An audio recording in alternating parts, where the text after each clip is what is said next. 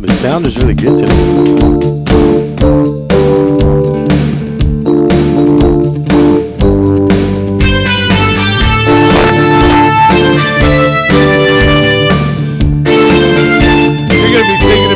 Time, my friend. You better hope they keep winning. You better hope they keep winning. No, I don't have to hope anything. I'm a Cowboys fan. It doesn't matter which way they go. It's just the way it goes, you know. Hey, we got a show to do. Coach Mike here. I'm going to yell at you today. Kids and Sports on the Rant Radio Network. We're going to be talking about yelling, especially coaches and parents, I guess, yelling at the kids. We're yelling at each other. Yelling at each other. Well, sometimes that's bad too, but I'm still going to yell at your Cowboys. Yelling at the umpires. Yelling at the umpires. No, today it's going to be more about yelling at the kids. But first, you got to do your homework. Got to send me emails. Coach Mike at kidsandsports.com. That's KIDZ, and as in Nancy, sports.com. And the website, of course, is kidsandsports.com. Go there, fill out comments, check out some of the articles, which I need to update a little bit more. Go to the Facebook page. I got Kids and Sports on Facebook. If you don't want to go to my website, go to Facebook page. Like my Facebook page. I'm getting a few more likes there. You know, I don't think I've ever seen it on Facebook. Have you? I invited you. Do you make posts? Yeah, well, then if you invited me, I signed up. I think you're on there. But have you ever made any posts on it? Like, have you ever done? Of course. Oh yeah, all the time. Because I've never seen a post. Now, if you ever went on the website, you would notice it on Kids and Sports homepage on Rant Radio Network. All his social media is connected. No, I understand that. But what I'm saying, I've never seen a post come over on Facebook. Yeah, all the time. Okay, well. You better check out your settings. So you got to tell it when you like it. You got to say, I want to see this guy's post. I want to follow this show because this show is giving me the information I need. So when my kids get older, they're going to be coached properly because I'm going to know what to look for. That's right. Okay. So today we're talking about yelling at the kids. We want to hear your calls, 855-969-7268. If you want to tell us your story, whether you got yelled at or whether you did the yelling or you saw somebody doing the yelling, this is a big issue. And I'm not ashamed, but I think it's something that should have covered a lot more over the years that I haven't covered. But there's so many things going on with it, and there's so many aspects to it that I don't think it can be easily solved. We can't just say, well, don't yell. Okay? Well, yeah, you need a solution as to what the problem is. Obviously, they're yelling for a reason. They're yelling for, there's yelling thing. Remember we had the Norwalk girls in here. Yes. And they said their Coach Mike yells, but he doesn't belittle.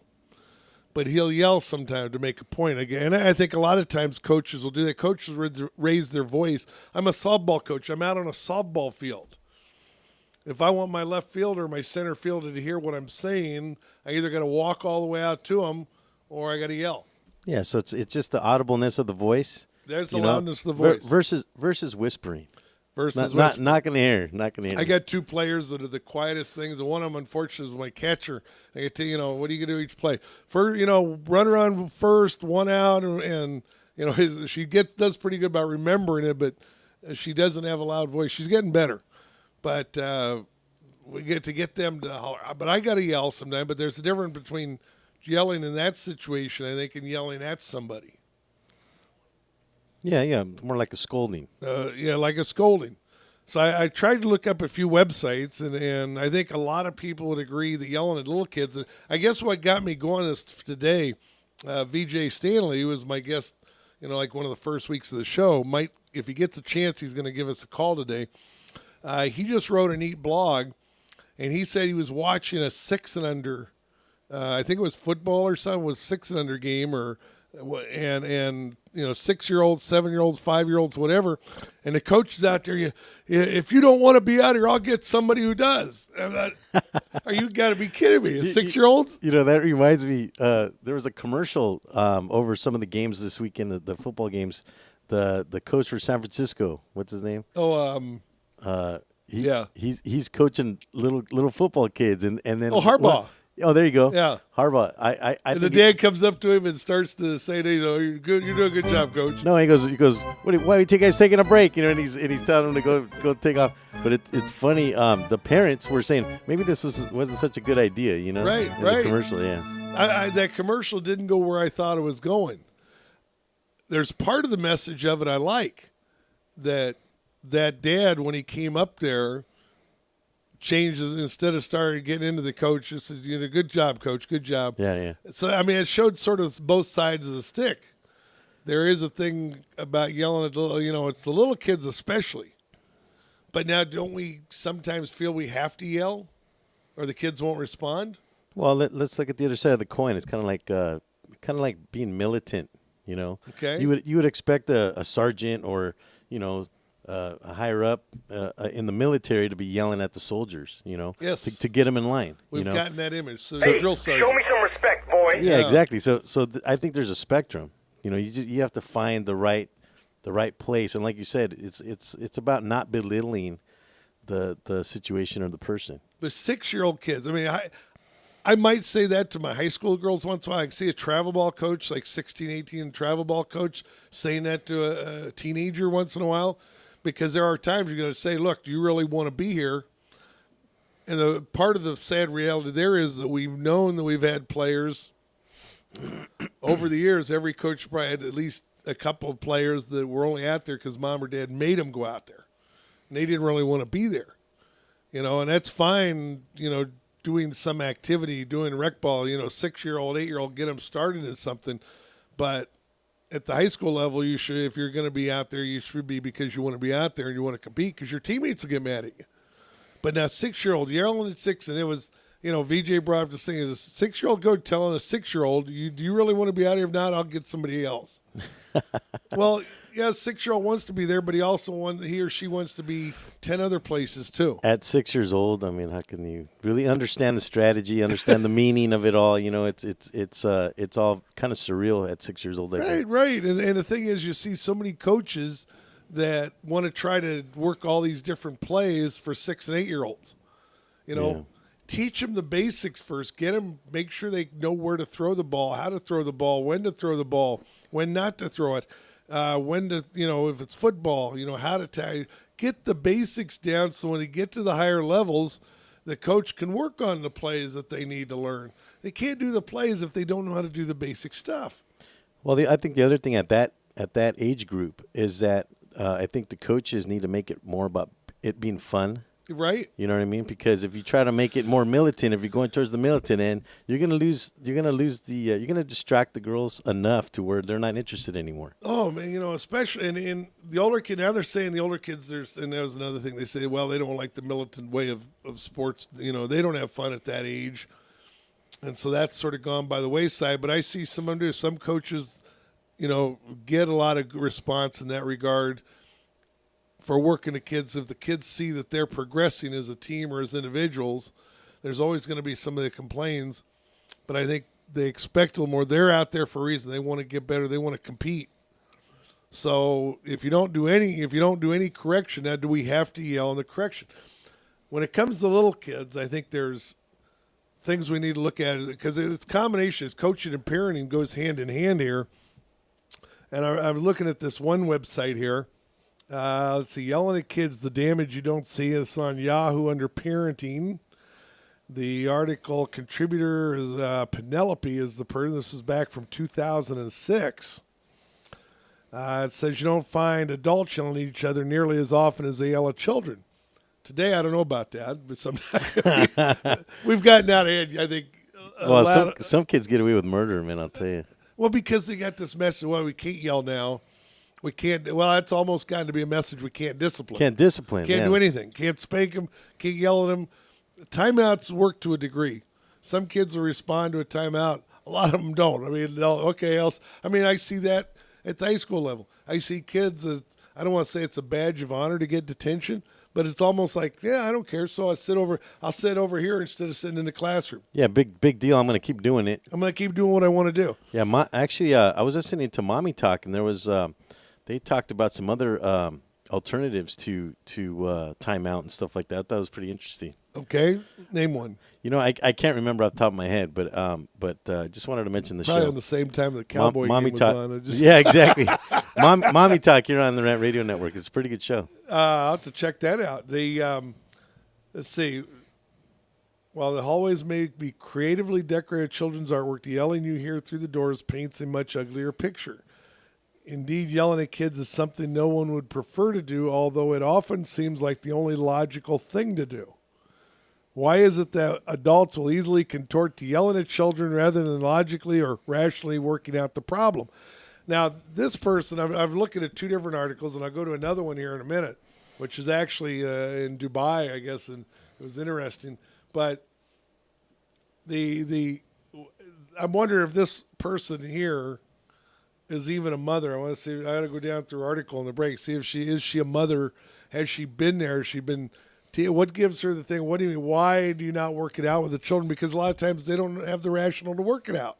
Yeah, well, they haven't got that part yet. I think that when you have children, you realize that your attitude towards disciplining evolves.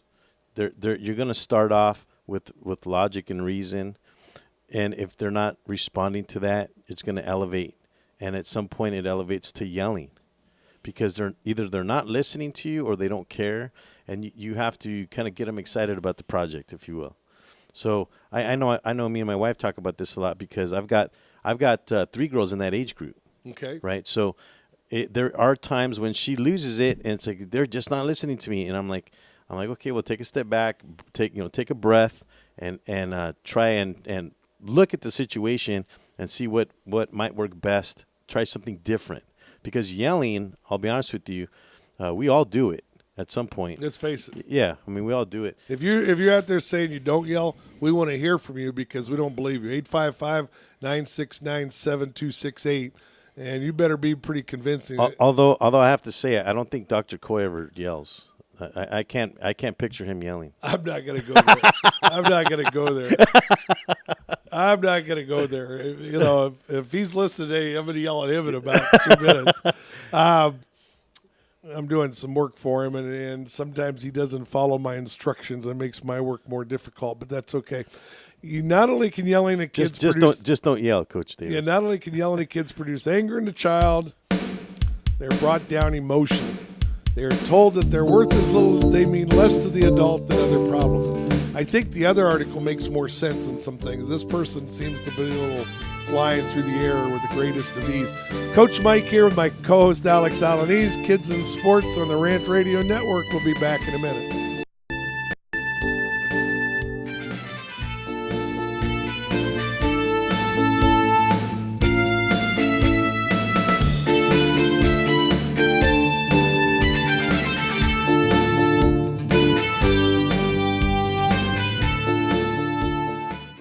Building a custom home or business is a huge deal. For some, it's the largest project they'll take on in a lifetime. Choosing your team may be the most important part of ensuring a successful building project. Starting a project by working closely with Core Design will create what's just right for your lifestyle and your property. But selecting the right builder is perhaps the most important part of creating the team. At Core Design's customer service, quality craftsmanship, and integrity are the keys to our company philosophy. Your custom construction dreams are just a phone call away. Core Design at 213-453-1609. Once again, that number is 213-453-1609. The experts know that for pastry, Baker's Bodega has it all. Exclusive brands like Westco Bankmark, Satin Ice, and Pastry Pride. One-on-one day seminars for cake decorating and gelatin art. So for our service, wide range of ingredients and supplies, and for the low prices, Baker's Bodega has it all. But you don't need to be an expert. Baker's Bodega, 7869 Paramount Boulevard in Pico Rivera. Come, we're waiting for you. Do we have your attention? When it comes to tequila, 2 things matter: heart and passion. Never compromising integrity for mass production. Number 1 Tequila delivers the goods. Taste the heart and passion of Mexico in every bottle. We make it right. We make it fun. Superior Tequila. There's only number 1. There's only number 1. There's only number 1.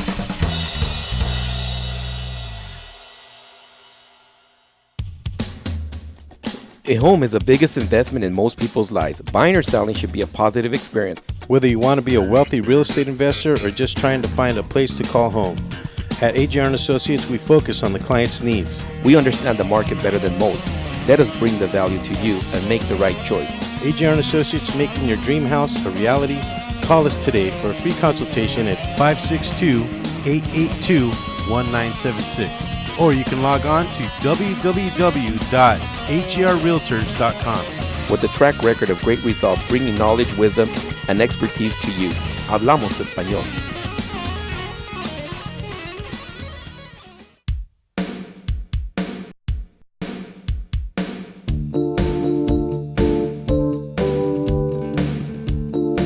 Points I can score.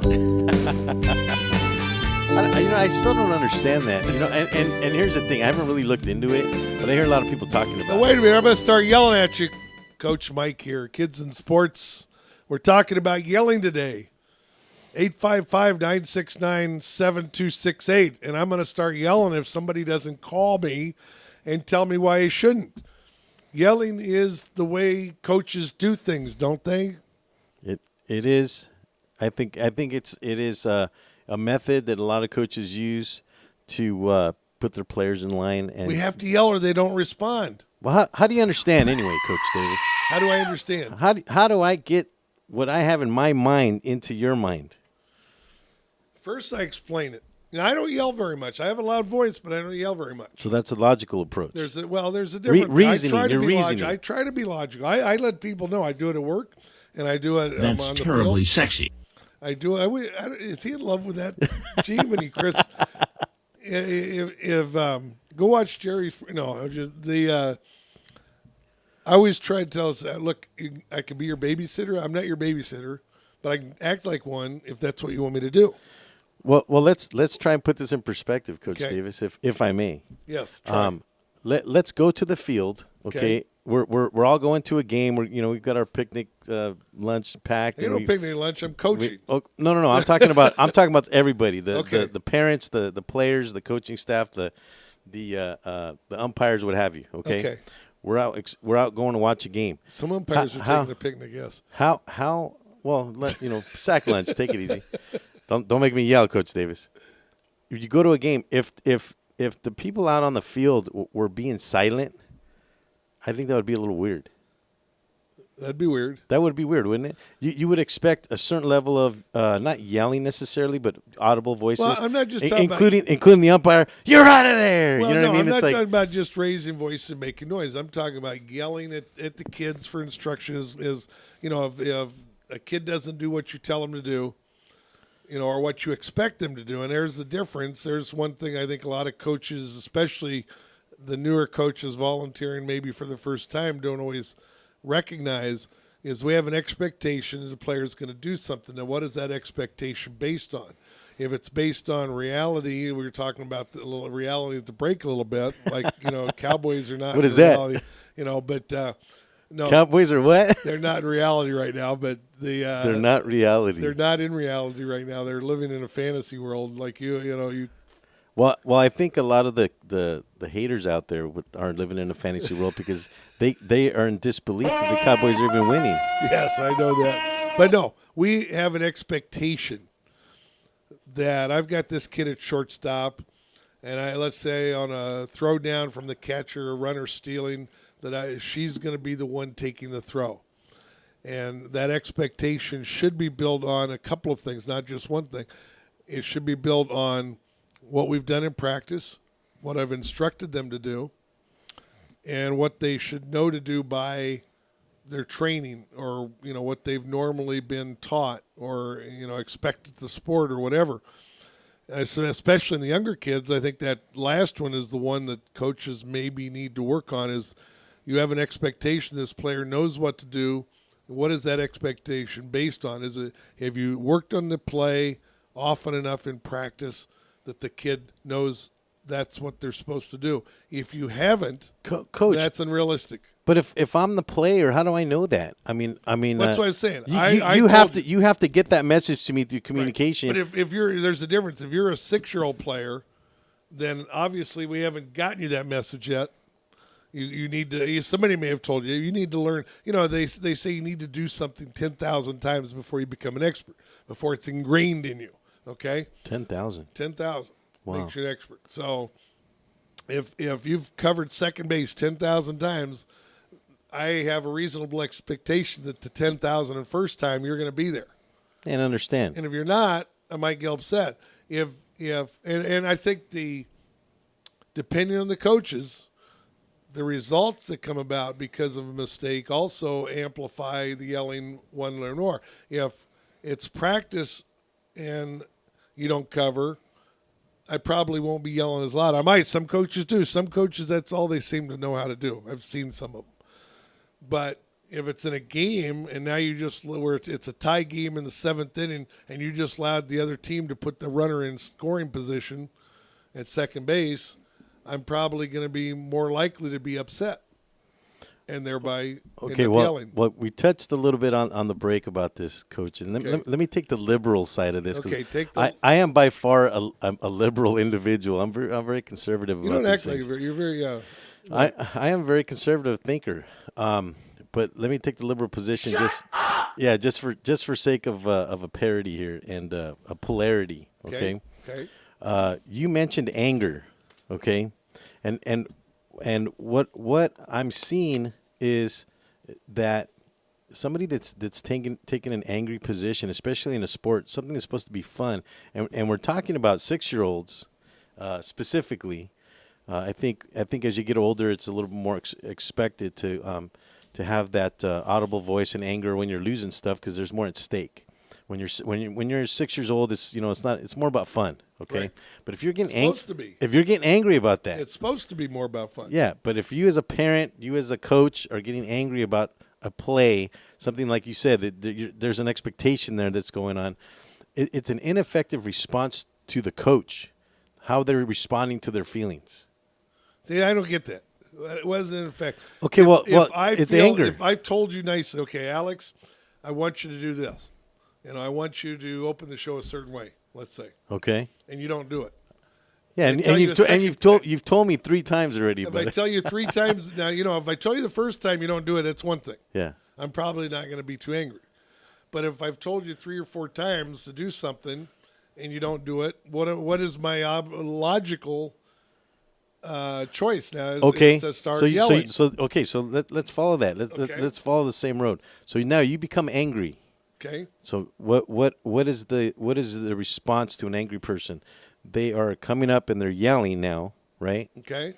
Potentially verbally abusive. Okay. Okay. What is the conclusion of that?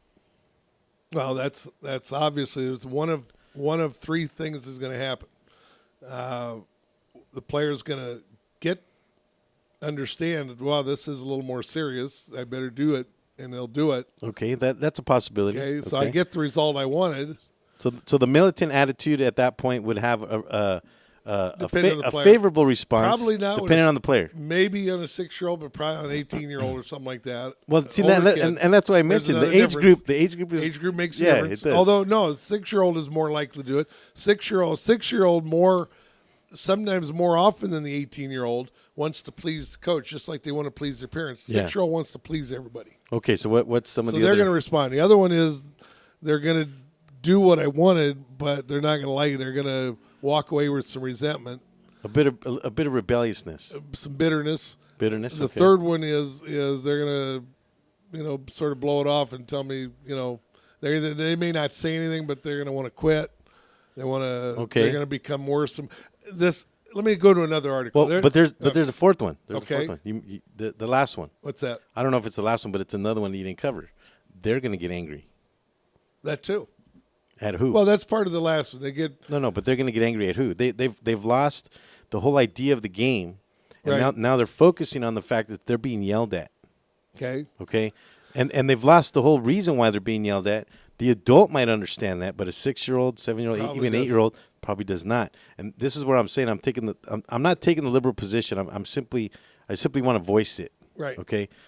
That is, I think, what the article's talking about now, because I want to delineate the difference between an effective yell or an effective audible voice versus an ineffective audible voice. Gotcha. Do you understand? So now you've mentioned 3 things that could be a positive outcome to yelling. No, there's only one that was really positive. Second Okay. was in between. They're kind of in the middle. There's Third some was great more negative. There's some gray area there, right? Yeah.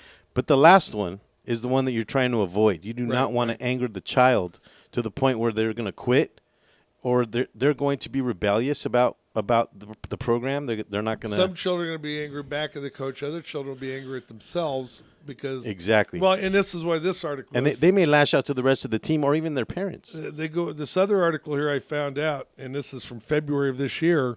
What effect does yelling have on your child? Interesting enough, look at this. The website of the article is the National.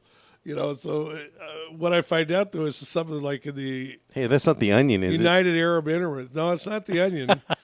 Might be. I don't think so. No, it's not. But Rachel Lewis wrote this article, and she started. There's no such thing as a perfect kid. They all talk back, ignore their chores, fight with their siblings, which even the most patient parent can end up hollering. But where she goes on, see a recent survey by the Dubai Foundation. That's what got me for women and children. It's the Dubai Foundation. Why do we talk about the Dubai Foundation? Well, that's where this article, this newspaper or website or whatever is apparently based out of. But it talks about a clinical psychologist at the Human Relations Institute is certain that repeated bouts of screaming and shouting at children could have major detrimental effect on their psychological health. What it's interesting about it is where the problem comes down is that a younger child will perceive that the yelling is, one, it's their fault. They feel responsible for their parents' anger towards them. So let's substitute the word coach in there. It could be the coach's anger. They feel responsible. So they're going to walk away more beaten up, which is not what we want to do. I mean, sometimes I think some coaches feel, if I beat you up a little bit, it's going to make you stronger. And there is some truth to that. Well, in the psychological world, it's called a critic. Okay. We all have an inner voice or our own critic. Okay. That's beating us up on a constant basis. Okay. But actually, what the design of that psychology is that it makes us stronger. Yeah. Now, hence, this is where I think what you were saying is that if you're an effective coach, right? You're going. The idea behind it is that whatever it is that you're coaching your kids makes them stronger. That's that's the goal. Exactly. But often, especially the smaller kids, and according to this article, they don't understand. And like when I do, let's see, right here, when I do something good, children are innately egocentric. They're thinking about themselves most of the time, which is natural. When I do something good, mommy smiles. When I do something bad, mommy screams. Younger children simply can't understand alternative explanations for anger, such as bad news at work or a flat tire on the road. They think no matter what it is, it's their fault. Let's talk about it after the break. Coach Mike here, Kids in Sports. We'll be back in a minute.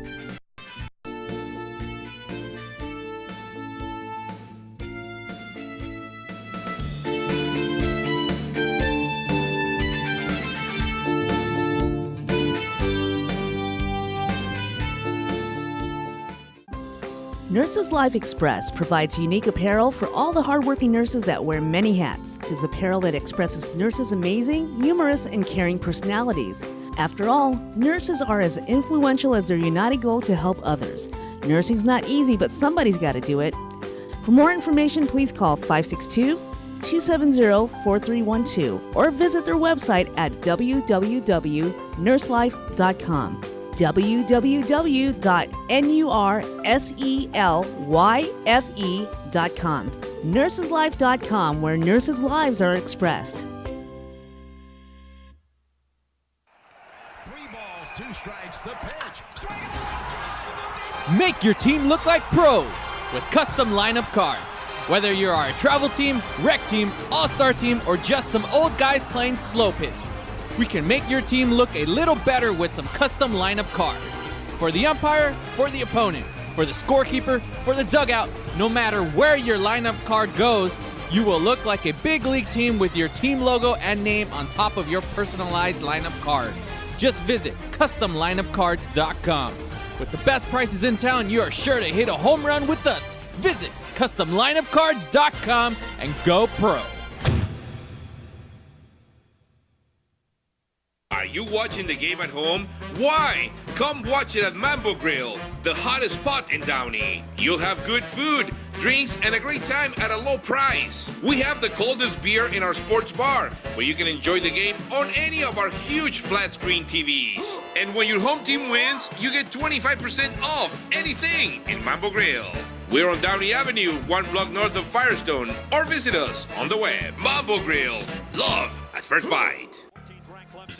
Hey, bro, this is a good game. You know what would make it better? What, bro? A michelada. A michelada? What's a michelada? A michelada is somewhere in the middle of a Mexican Bloody Mary and a Mexican margarita. Oh, I got you covered, bro. You got a cup in your pocket? No, sir. I got my pocket-sized michelada. Mucho macho michelada. Pocket size? Pocket size, so you can take it with you anywhere you go. Where'd you get that at? At the nearest convenience store, and you can also buy it at muchomachomichelada.com. You know what will make it better? After we get drunk, if they had a line we can call. We can call their drunk line. You can leave a message and then log on to the site and listen to your stupidity afterwards. What's that number? It's 855-MICHE-69. What's that number again? 855-MICHE-69. Awesome. Mucho macho michelada.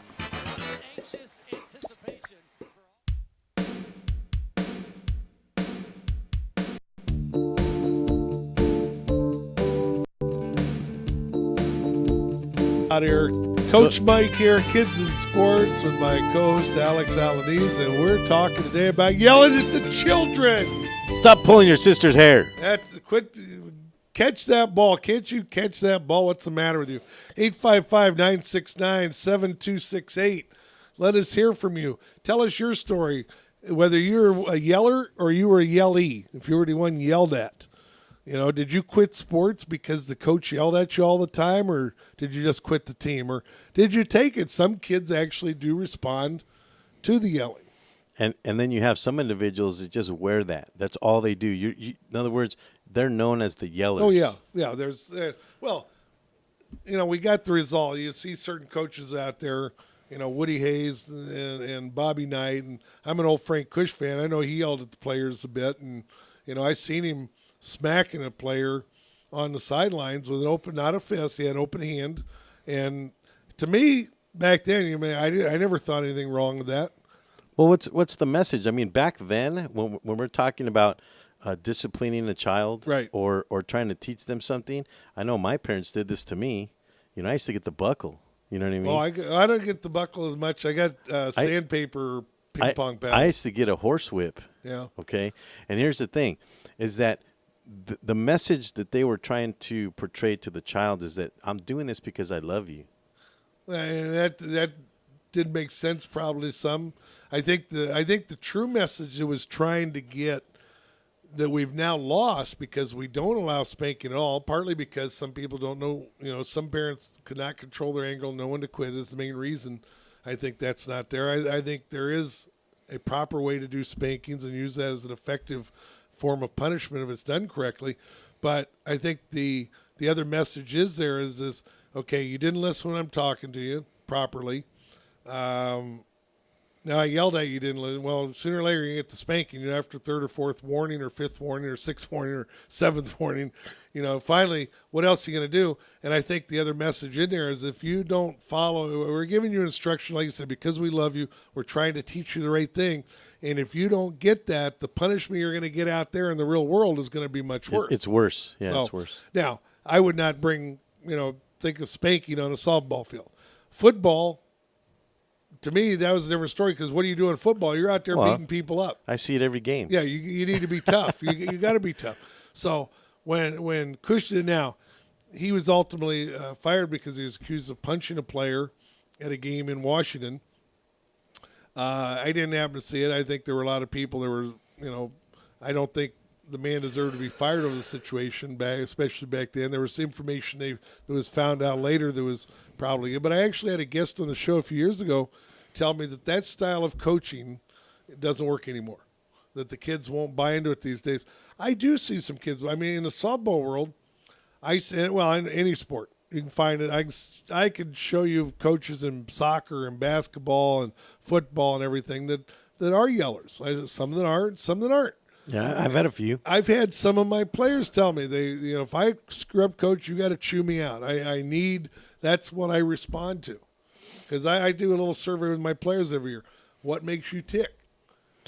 Well, okay. Me as a player, I played soccer as an adolescent and young adult, and when you're on the field, it's a bit surreal. You're paying attention to the game. I hear a bunch of chatter coming from the sidelines, right? But you can't really make it out. You're not registering. You're not focused on it. Yeah, you're not registering something. Every once in a while, somebody might cut through, and you might hear somebody say something, but it doesn't really register. Not until you go off the field and they're telling you, "Hey, didn't you hear me?" And "Hey, didn't you see that guy?" and that kind of thing. Sometimes you need to hear that stuff, And it's not necessarily about yelling, but the fact is that they have to yell because you're not hearing them. But it's not because you're being rebellious or you're not understanding what needs to be done. It's that you're concentrating on the game. I know that was my situation when I was playing soccer. Well, I think there's a difference, and I think we need to distinguish that. When we're talking about yelling here, we're not just talking about the loud voices. We're talking about not necessarily a punishment, but it can be. It's a belittling of the players, or what the second article here talks about is that a younger player will take that yelling. Their overall response is, "I did something wrong, therefore I'm not worth anything." Yeah, you have to underline the word wrong. That I did something wrong. I did something wrong. I screwed up. I'm not worth anything, because it's an automatic progression naturally for a younger player. They like the article said, they don't understand that maybe you're mad because you had a flat tire, or and you were late for work, or your boss chewed you out or whatever. Don't say that, because it happened yesterday. Again. Oh yeah. Well, let's see. Did we have a flat tire before? This was on another car. My wife calls me, "Hey, my tire went flat," and it was a big screw stuck in the thing. I hate when those things. How do those things get in here? Well. Here's the funny thing, if I may, just for a quick second. The way that I got it, I drove it over because we were in the Walmart parking lot. You know where you got it? Well, no, I saw the bolt. Okay. Okay, but it popped out of the tire. Okay. Okay. So there's a hole now in the tire. Okay. So I drove it over slowly over to the air thing. Luckily, there was we were in a shopping center where there was an air valve to put air in it. So my wife had some gum. I go, "Are you chewing gum?" She goes, "Yeah." And I go, "Let me have your gum." I go grab a pencil out of my car. I shoved the pencil into the hole with the gum and broke it off, and it held the air. So I was able to get it to the shop. I drove it to the shop. Sometime. Yeah, isn't that a quick amazing, talk about Alex. a quick fix? You're amazing. You should be a coach out there. See, I probably could be. Kid doesn't have their shoestrings or something for their cleats. You'd come up with something. Can I have your nylons? You know what I mean? It's anyway, but no, there is that thing. So one thing I try not to do is to belittle the players.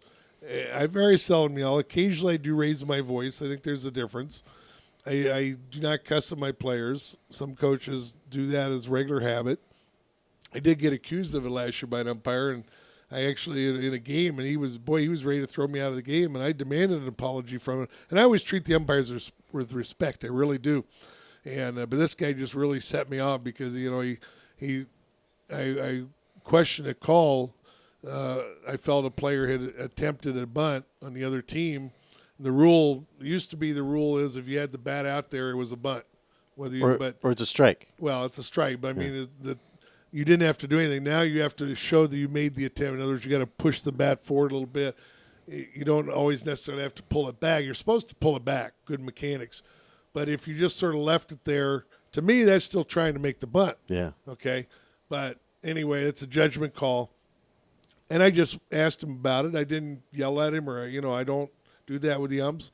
But I want to plant, sometimes you want to plant a little bug in their ear, get an idea, hey, coach, or Blue, I think that could have been a little different. I saw that call a little differently, and you're not going to, in that case, he's not going to change the call, but maybe the next time that situation up, he'll maybe make a different call. What's effective coaching? Well, all of a sudden, this guy turns and just starts, I've had it with you, blah blah. You're over here cussing, you're using, and he used the word, the F word, and I said, whoa, back off here, pal. I said, I heard you. I said, no, you didn't.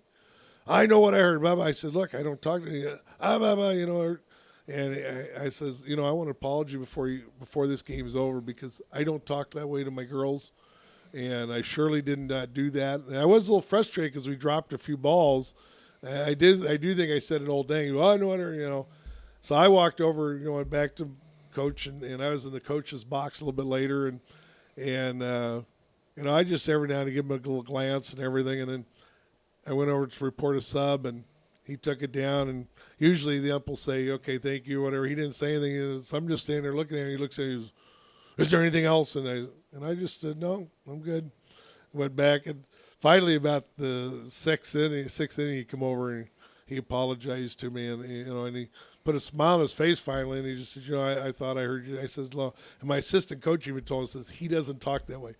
So she sort of a couple of the girls say, he never talks that way, because if we talk that way, I get on him, because we're represented out there. Is there a time when I ever cut, you cut me off on the freeway, I'll probably get a little bit angry at stupid driving or something. But no, I mean, I just make it a habit not to do that way. I try not to yell at the girls. I occasionally I will raise my voice, mostly because of where we're at.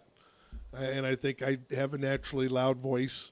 My daughter once did that. I was mad at a doctor's office. I got angry because they were not, in my opinion, treating my daughter appropriately. We had 2 issues, and they only wanted to do one. They wanted us to come back for the second one, and said, look, the insurance company's given us approval. Call them. We need both of them done. She's missing class, and this gal didn't want to do it. And I'm getting a little bit angry here, and I've raised my voice, but I'm not yelling. 3 times the ladies, stop yelling, Mr. Davis. Don't yell at me like that. I says, I'm not yelling at you, but I am getting upset here because of this situation. Oh, don't yell at me, And finally, my daughter told me. Well, that gets confused a lot, doesn't it? When you're trying to make a point about something, if the other person doesn't agree with your point, they automatically think you're yelling at them. Oh yeah, you notice that. Yeah. Some people are very sensitive that way. Yeah. I think mostly women, but sometimes men are too. Yeah. But my daughter finally told her, said, look, he's not yelling at you. Trust me. If he was, oh, I've heard him yell before. He's not yelling at you. But back to the story about the umpire. Yeah. Okay, this is now it's the yelling between an adult and a child or adolescent. Well, he thought that I basically swore at the girls because they screwed up or whatever. Yeah, but we were talking about the effectiveness or ineffectiveness of yelling to a child. But now what we're talking about is adult to adult. Right. Okay, it has the same effect. If you realize at some point, you guys were able to find a level playing field in terms of, hey, he apologized and that was the end of it. But those kind of things can elevate. It could. We were yelling. He almost did. I won't say he yelled. He almost did, but he was ready to run me. He told me, he says, I was ready to confine you to the dugout. They have a step before they kick you out of the game now. They confine the coach to the dugout. Yeah. And it's sort of like, it's like a severe warning, but he said, I was ready to do that because you did. I said, I didn't do that. What are you talking about? Yeah. And it almost, probably was a little bit louder than normal voice, but didn't get to yelling yet. Yes. And I think we're actually coming up on a break. Another one? Yeah, didn't realize. I guess we got to make the sponsors happy. We don't want them yelling at us, right? Yeah. Coach Mike here, Kids in Sports on the Rant Radio Network. Give us a call, 855-969-7268. Call up and yell don't yell at us, but tell us your story. We'll be back.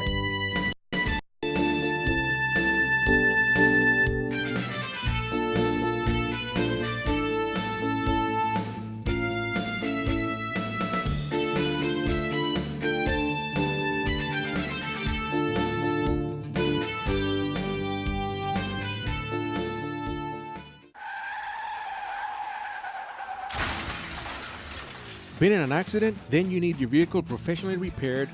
That's exactly what you get when you bring your vehicle to Greg's Auto Body Repair. Free quotes within minutes. We will provide everything you need for a hassle-free auto body repair, from an accurate estimate to working with your insurance company. we will get your vehicle to its pre-accident condition as soon as possible.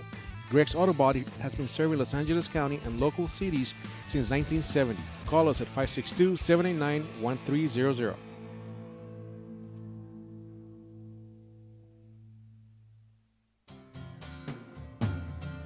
Looking for a delicious, fresh family meal that's ready when you are and easy on your budget? Welcome to Piara Pizza. We make our pizzas with handmade dough, 100% real cheese, and tomato sauce blended with our own spices. Nothing is ever frozen.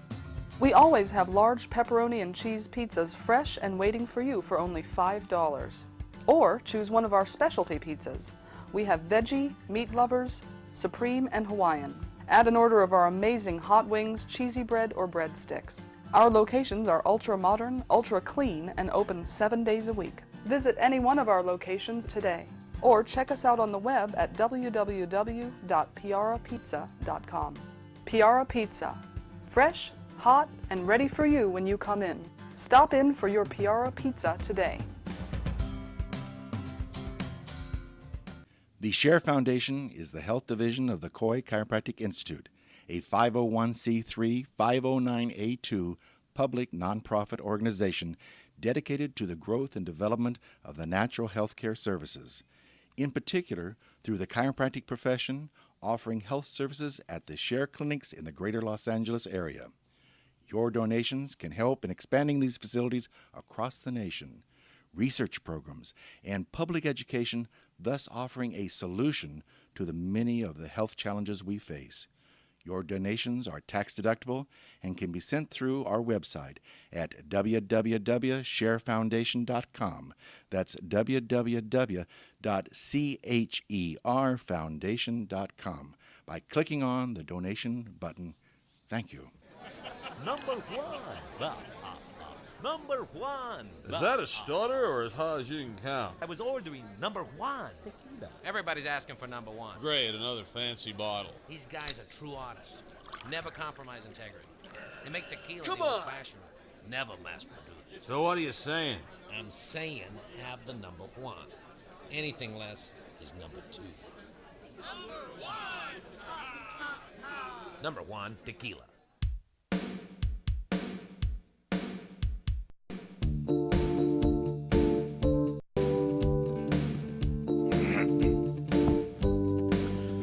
If I get through this week, I'm going to be lucky. Right now, I'm so tired. Well, buy a Powerball ticket Buy a Powerball. for the Saturday. You didn't even put me in. I noticed I saw the email. You didn't put me in yesterday because, of course, I wasn't at the meeting, so I guess why should you? But it was one of those things. It was one of those things, Coach. My apologies. I heard you had a good meeting yesterday, 40 people. There was about 40 people at the meeting, amazing. but here's the thing. We were from end to end in the restaurant. That's what Dr. Coy said. I didn't have any more dollar bills even for myself to play the Powerball. So I go, hey, Larry, can you help me out here? Oh, no, he couldn't either. So I'm like, well. Oh, man. If we win, I guess I'm just playing out of luck. It was only $50 million anyway. It's only 50. Yeah. It's not enough, huh? Well, somebody won $400 million. It was just one person. One person, North Carolina or South Carolina. Is that what it was? Like I don't remember. What do they need it down there for? Don't they know the cost of living is greater in California? Well, the value of the dollar, there's no more value of the dollar because apparently we're just printing money. Don't even get me started. Coach Mike here, Kids in Sports on the Rant Radio Network. I believe we're on the second hour of the show already. Second hour, yes, sir. Wow. We're talking about yelling at the kids today. As a coach, if you're a coach that yells or doesn't yell or seen yelling or a parent or a kid that's been yelled at, that's cool too. Give us a call, 1-855-969-7268. We want to put you on the air. We want to hear from you. If you're a player, maybe you're a college player now or you're an adult, you were a player, and how did you feel when the coaches yelled at you? Some kids make sure. I remember hearing something when we were kids. Mom or dad or my aunt and uncle would, you want me to yell at you all the time. You don't do anything unless I yell at you. It's like you want it. Well, you can take a positive approach to it. Some kids will take a yell and they'll build on it. Hey, you know what? I understand why you're yelling, and I'm going to fix it. I'm going to do better. I'm going to be positive about it. But there are those other kids that remain a little more introverted, and they'll take it to the negative effect. Yeah, and I think they beat themselves up. Part of that, I think we're paying a little bit of a price for our false self-esteem movement. I want to, you know, and I hate to be negative about it, but it is. We worry too much about self-esteem instead of about self-worth. There's two different things there. And I know the yelling can affect the self-worth. And look at the articles. Went to another link on this one saying about the language of love, you know. And it's an interesting point to talk about, like we were hide and seek. We all come in, you know, here we come, here not. Parents normally think that if they say or do exactly what they would have liked as children, their own children will be happy. Remember this, we're all different. Love means different things to everyone. And that is sort of a true, but again, his offer of an ebook, Building Self-Esteem as a Family. The number one goal of a parent is to show their child unconditional love. Now, I agree with that. If you do not find out what their definition of love is, your child may not sense you love them, and your relationship will suffer. Now, wait a second, Coach. You agree with unconditional love? Sure I do. Okay, so how can you yell at somebody and in other words, you're creating now a condition? No, because it's separate from the love. I don't yell at somebody because I hate them or don't love them. No, like you but just said, but it could be misconstrued as not as like we talked about it earlier. You yell at a kid and they automatically think they did something wrong. Well, there's the education. We as parents and we as coaches need to educate the children, whether it's our own kids or the kids we're coaching. I you know, and I do this. I tell my team every year, and I tell them more than once during the year. I remind them that, you know, because there's some kids that don't want the coaches to, they don't like when the coach points out errors and singles. And I try not to embarrass the kids. I really do. Because you know, at that age, they know they screwed up. They don't need it to be harped on. But at the same time, how can we fix something if we don't discuss it and correct it? So I remind them, I'm not pointing this out to embarrass you. I'm pointing this out to fix it. That's one thing, but what I was pinpointing or focusing on is the yelling. Well, yeah, the yelling same part. thing. If I got to a point where I yelled at it, it's not because I don't like you or don't love you or don't care about you. It's because I'm trying to fix this problem here you didn't listen when I talked to you normally. I think that's our normal progression. I talked to you in this tone of voice. You didn't listen. So now I step it up a notch. At our age, I would understand that, but there are some age groups, and I let's talk about the 6-year-olds. Okay, 6-year-old maybe not. Maybe let's say 6 to 10-year-olds may not understand that. They may not understand. Well, they may not get the whole picture. I think they understand part of it. I think a lot of those kids will understand at some point if I call myself here in a way. If you explain it to them, but there's two different explanations. If I'm going to yell at you about it, or if my child were upset because, Dad, why are you yelling? I would say, well, I asked you normally. I asked you politely to do this. You didn't do it, and 2 or 3 times. So I'm going to try something different. But again, it doesn't mean I don't like you. It doesn't mean I hate you. It doesn't mean I don't love you. Well, let's back up a little bit, because me and my dad had this conversation the other day. Okay, we try to talk about what is love, right? And my definition of love is a behavior. Okay. Okay. It requires an action. Okay. Okay. His definition of it was it's a warm fuzzy feeling that you have. Two different things. Okay. Well, two different loves. I think they're both love, but you know, it's a collective, if you will, of the two explanations. But now we're talking about unconditional love. I don't think that involves yelling. It can. Okay, so this goes back to what we were talking about earlier about the old school method of, hey, you know what? I'm doing this because I love you. Right. Well, there's three different kinds of love. I don't know. Agape is the unconditional love. Okay. And we look at it at the church. We talk about that's the love that Jesus loved us, or that God loves us. No matter how bad we screw up. So you think Jesus would yell? Oh, I know he did. He did, didn't he? He did. When he overturned the tables in the temple. The temple, yeah, a little bit upset because they were selling right stuff. Thing, right? Yeah. Then there's Philadelphia, which is the brotherly love. Okay, that we would have. I've never heard it called Philadelphia. It's where Philadelphia is the city of brotherly love. Oh, there you go. Okay. So it's not Philadelphia. It's Philas, or I'm not Greek, and then there is the sexual kind of. So there's 3. Like a passionate. Yeah. Okay. And Or physical. Erotica. Could be physical. Erotica. Okay, got it. So, the agape is the unconditional love. So I love my players. That's, and I tell the girls, there's nothing you can do that will make me not want to help coach you. I may get upset with you, and I give them a couple things.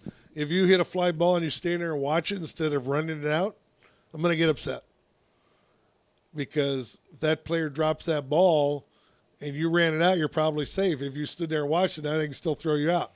If you slow down before you get to first base when you hit the ball, I'm going to get up a little upset. I'm not going to get upset just because you don't feel the ball. But why are you getting that upset stress as opposed to, and this is where I was talking a little bit about ineffective responses. Now that has to do with the individual. You're getting upset about something.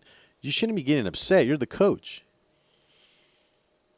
You shouldn't be getting upset. You should be now moving forward from that. If I don't get upset, who's going to? Okay, well, that's the parent's job. That's the parent's job.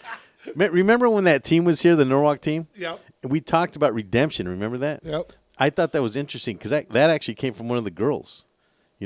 They talked about, hey, they made a mistake. They got beat by a team. They went back and beat that team later. Yeah, the idea is that they have the opportunity to try it again. Right. In other words, you're coming up. It's time to redeem yourself. Okay, that came from the girls. I thought that was interesting coming from that age group, because that is at my age is even a hard concept. But now, doesn't that show you though that the younger kids know more? They're picking it up. They understand more than we give them credit for. Yeah, but even that 6-year-old knows if they're doing something they're not supposed to. Assuming, okay, I got to throw a qualifier in there. Let's throw it There's out always qualifiers, right? Well, no. Checks and balances. Some parents, and this is where your anti-spanking rules came from, because you have the parent again that has an anger problem and didn't know, went beyond a normal fair punishment to where they were actually beating and hurting the kid. Okay, which you should never do. Should never do. The 6-year-old, if the parent said it's wrong for you to cuss at mommy or daddy, or to cuss, period, whatever. Let's just use that as an example. And that kid cusses or yells at mom or gets mad or hits his little brother or sister or something, whatever there is. If there is something that is a rule in your household, and did you explain it to the child that this is something you don't do? 99% of the parents, or at least I hope 95% or not less than that, I would say yes. I'm sure there are some parents that there's times where the child does something that irritates them and they just get mad at him and they never explain to him, hey, this irritates me, that's wrong. Well, yeah, and that's what I'm saying is that it's the anger part. Well, no, but okay, there's that remember that coach. Remember that coach that was in here with the Norwalk team. I can't remember his name. Mike. Mike. Okay, Mike. Coach Mike. Okay, yep. The other coach. Mike. He had taught the girls about redemption, but the fact is he's looking at either the error that was made or the mistake that was made.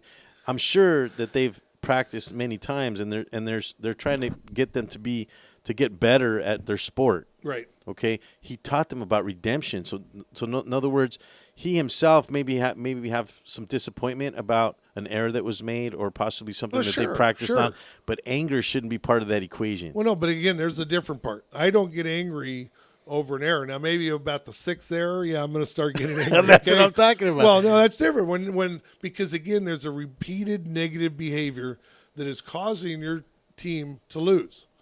Now, the losing by itself does not get me mad. If I lose to a team like I shouldn't have, that we have the talent we should easily beat, that's irritating. So if we gave a game away, that's irritating. Like most teams do to the Cowboys. There we go again. I do. Well, that goes. I'm gonna cut you off there, Coach Mike. It goes along with the message that you say: teach first, win later. Teach first, win later. Right. If I didn't teach you, I have no right to get mad at you. I'll say that right now. Okay. If I did not teach you first, I have no right to get angry for you because you did not perform what I wanted you to do. Yeah, but I'm saying you don't have a right to get angry at all. Nah, I wouldn't agree with that. I'm going to throw that out there. I don't necessarily agree either. But what I'm Okay, saying is, let's I want to throw throw it it out. out there for argument's sake. We'll throw it out. We'll talk about it after the break. Maybe I can get you to yell. I'll try. Coach Mike, Kidz and Sports, Rant Radio Network.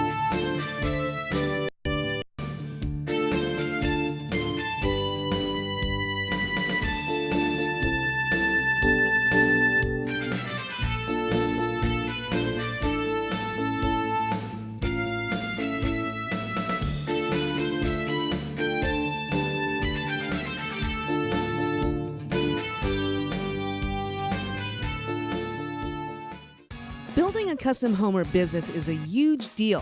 For some, it's the largest project they'll take on in a lifetime. Choosing your team may be the most important part of ensuring a successful building project. Starting a project by working closely with Core Design will create what's just right for your lifestyle and your property. But selecting the right builder is perhaps the most important part of creating the team. At Core Design's customer service, quality craftsmanship, and integrity are the keys to our company philosophy. Your custom construction dreams are just a phone call away.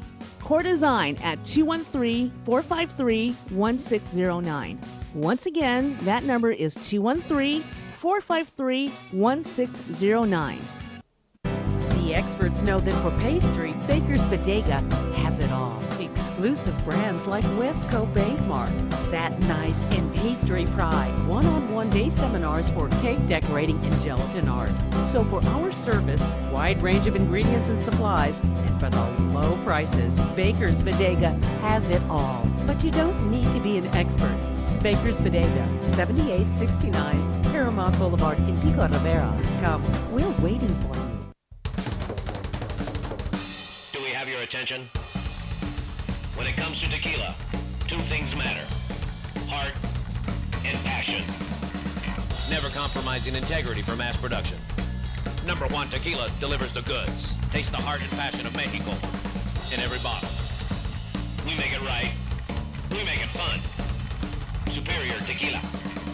There's only number one. There's only number one. There's only number one.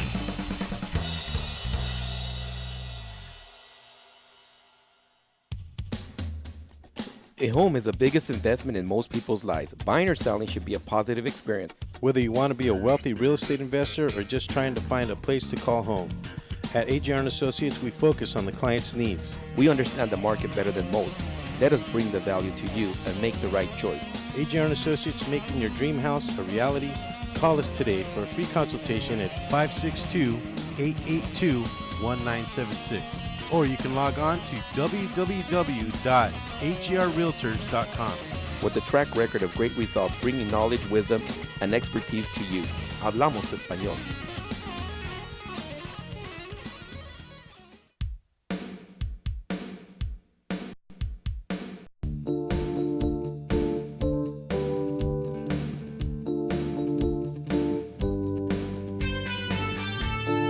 You didn't do any yelling, did you? No, I haven't yelled yet.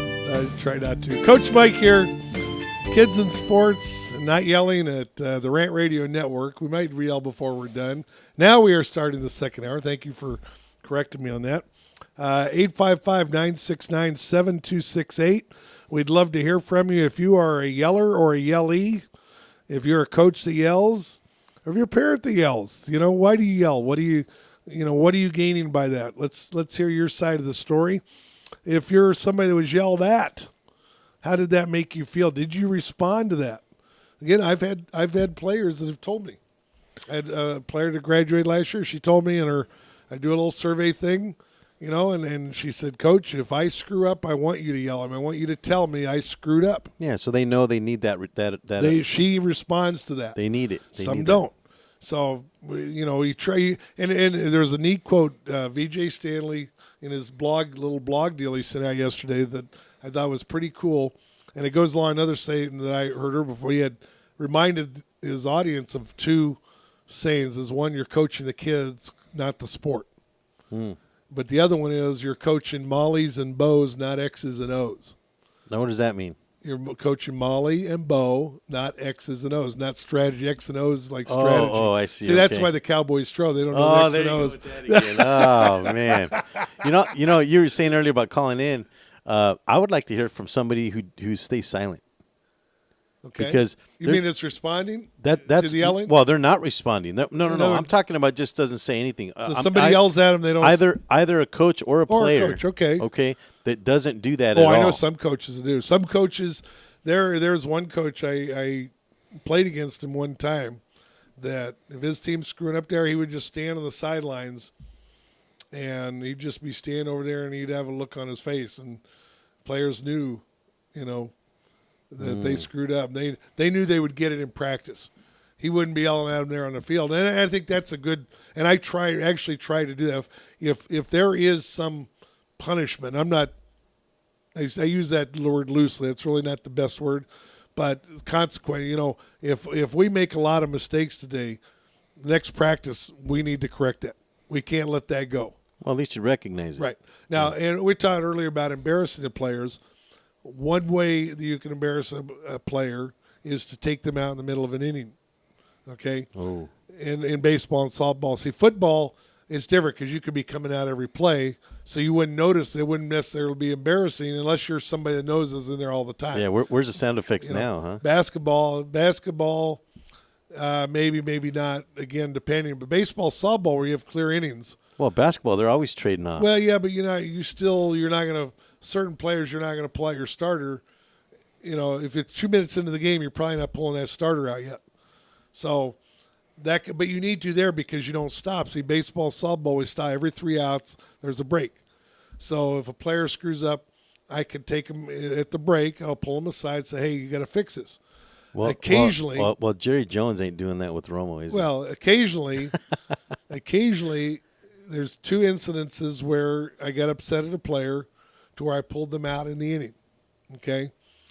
And I was talking to a friend of mine that has a travel team down in Newport, and I talked to him about that, and he says, well, Mike, he says, I won't do that. And I don't know if he's never done it, or he says, I think that time he told me he hadn't. He says, my girls will run through a wall for me. He says, they respect me that much because they know I respect them. And I respect my girls too. So I really didn't look at it like I'm not respecting them at that point. I'll tell you the one instance.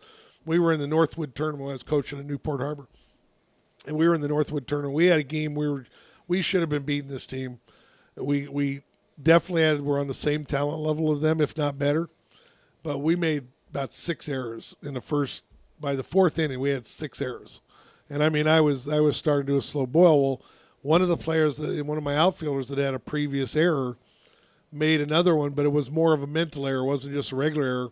She misplayed, took a wrong angle on a ground ball into the gap. She should have been able to cut it off, but she didn't. She ended up chasing the ball, so instead of a single, it ended up being like a double or a triple. I forget what it was. But anyway, I pulled her. I called timeout, and I took her out in the middle of the game, put somebody in. One of the other players, when they came in, they said, well, that's not really fair. Why are you picking her? What about so-and-so had an error, so-and-so? And I explained to the team, I said, look, I didn't get mad the first time. I didn't do that. I'm not going to pull you out every time you make an error. But when there's been, that was sort of like the straw that breaks the camel's back. It was the 6th error. At some point I said, I got to make a statement. I got to somehow do something to shake things up. And the coaches will do different things at some point just to shake things up, to get, to say, hey, look. So it's more of a strategy rather than a punishment. It's both. Well, I was trying more to make a statement to the team than I was to punish that player. Sometimes you need to pull a player out when they're making a lot of errors because it gets in their head. You got to know your players. If I know certain players that if they have 2 or 3 errors, I know how I was when I played slow pitch. If I made 2 or 3 errors in the first couple innings, get me out of there. Well, I know sitting in the stands, man, the parents are sitting there saying, oh, God, they need to pull her out and stuff like that. They're making their comments, and sometimes you don't even know who's sitting next to you. It could be the poor girl's parents, Right.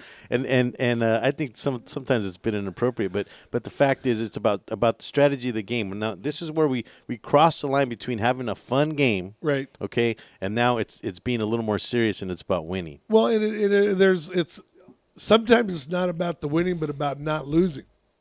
And by that, I mean, it's one thing, again, if I go out and I play a strong team like, say, a Mater Dei or a Pacifica or something like that, and I lose 1-0 or 2-0, the girls played a good game. I can walk away proud of that. Did we want to win? Sure we did.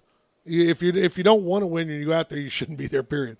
Okay, in a competitive sport of any kind, but it's a different of what if you put winning so important over everything that you now behave in an irrational way. Then that can be. Sometimes we get motivated and inspired by those stories, but in reality, there's times where you can be proud that you did. You know, if I played a great game, but I know this team had so much more a greater talent level than we did, then we can be proud of how we did with that team. But if you go out and you have 6-7 errors, you know, if Romo has 5 interceptions, oh, there you go. With is that he again. happy when he walks into the game? Probably not. You're just raking them through the coals, aren't you? well, we talked about this before, Coach, and I think that kind of flows over a little bit to the sports being the metaphor for life. Right. Okay. Right. And there's gonna be times when it's consequences when you have to quit a job, you potentially get fired. You know, these kind of things happen. That is actually what's happening on the field. You know, if the coach sees that, hey, it's for the betterment of the team, right, that you're making that kind of move, it's just strategic play. And that's what they need to realize. I'm not doing this because I hate you. Yeah. I'm not pulling you out because, you know, I don't want to see you succeed. I've actually had a player tell me that, you know, I've had this is my 11th year coaching at the varsity level, and over the years I've had 2-3 players that had said that I hurt their self-esteem somehow by pulling them out, or, you know, that, you know. No, these are seniors in high school. They weren't always. They were in high school, but not always seniors. What do they know about self-esteem? I had a. I didn't learn about self-esteem until maybe I was 30. They didn't say that word. You helped my. You hurt my confidence. Oh, confidence. You know, I hurt my confidence. I had one player that had said that we told me and my assistant coach we didn't give her a fair chance, even though she had started well over half the season in her position. Now, do you think that's coming from the parents? Sometimes it is. Because that doesn't sound like a high school student. Well, sometimes kids are smarter than you realize. Sometimes you think. But back to what you're saying, I'm taking you out for the benefit of the team. Hopefully we still have an opportunity to win this game. But also for your benefit too, because, and again, this is where it's important, like VJ Stanley said, to know the player. You're coaching the player. Some players are going to get mad at themselves they made an error, and they will do better. They will correct it. Some players will beat themselves up. Yeah, they pick themselves up.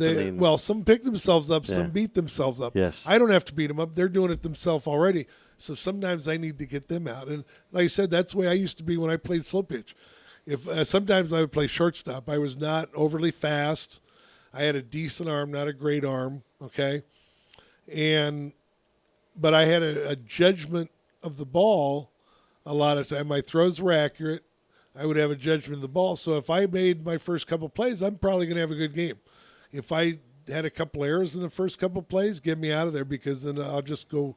And it wasn't necessarily I was beating myself up. It's just I was off that day. Get me out of there. I wasn't – my mental part wasn't there. Right. So you need to get me out of there. And young players don't always understand that. But, again, that's where the coach needs to say, have a little talk with them and say, look, I'm not getting you out. This is still your position. Sometimes I'll have that with a starter. That's it. Look, this is still your position. You're not losing your position. If they're getting to the point where they're going to lose their position, we'll talk about it. Before they're going to know well ahead of time that, and they usually understand, look, I'm not doing a good job. Somebody else needs to take a shot at it. Well, one of the reasons I brought up somebody, or was hoping that somebody would call in that pretty much stays silent, is because those individuals, and That's now why this they're is not calling, they stay silent. Yeah, exactly. Give us a call, 855-693-4897. That's 855-693-4897. And I want to hear from the individuals that stay silent, that don't say anything, because what I've found about those types of individuals is they blow up when it's so much built up in their minds or in their psyche, when they crack at some point. Okay. And so this is where I think that yelling could be an effective vent now, as a for them to yell. Well, not necessarily yelling. But I mean, not for the coach to yell at them, but for them to be able to yell and express themselves. Exactly, and I think chatter is a good part of that. A lot of times I'll go to a softball game or even a football game, and there's a soccer game. You know what I mean? Where there's a certain amount of chatter that's going on. I think that it helps relieve some of the stress that goes on in the game. But if you have an individual that is not doing that or is not partaking in that, at some point they could potentially crack and they're exploding. You know, I've seen that happen a few times. That's a whole other aspect. You know, we could do 3, 4, 5 shows on this. We had to try and we'll see if I can get some guests here. No, seriously, because there's so many variations because we're all different. Yeah, there is. But you know, how many times are there? Some of the criminal activities that's gone on. Different. It could lead to that. It could lead to that. Sure, because absolutely. there's somebody that has painted so much anger up in themselves that they, at some point, they lash out. That's the only way they know how to do it. Yeah. For whatever reason, they've been made to feel they're not allowed to do that. Coach Mike here, Alex Alanese, my co-host. Rant Radio Network is where we're at, and you need to stay tuned because we'll be right back.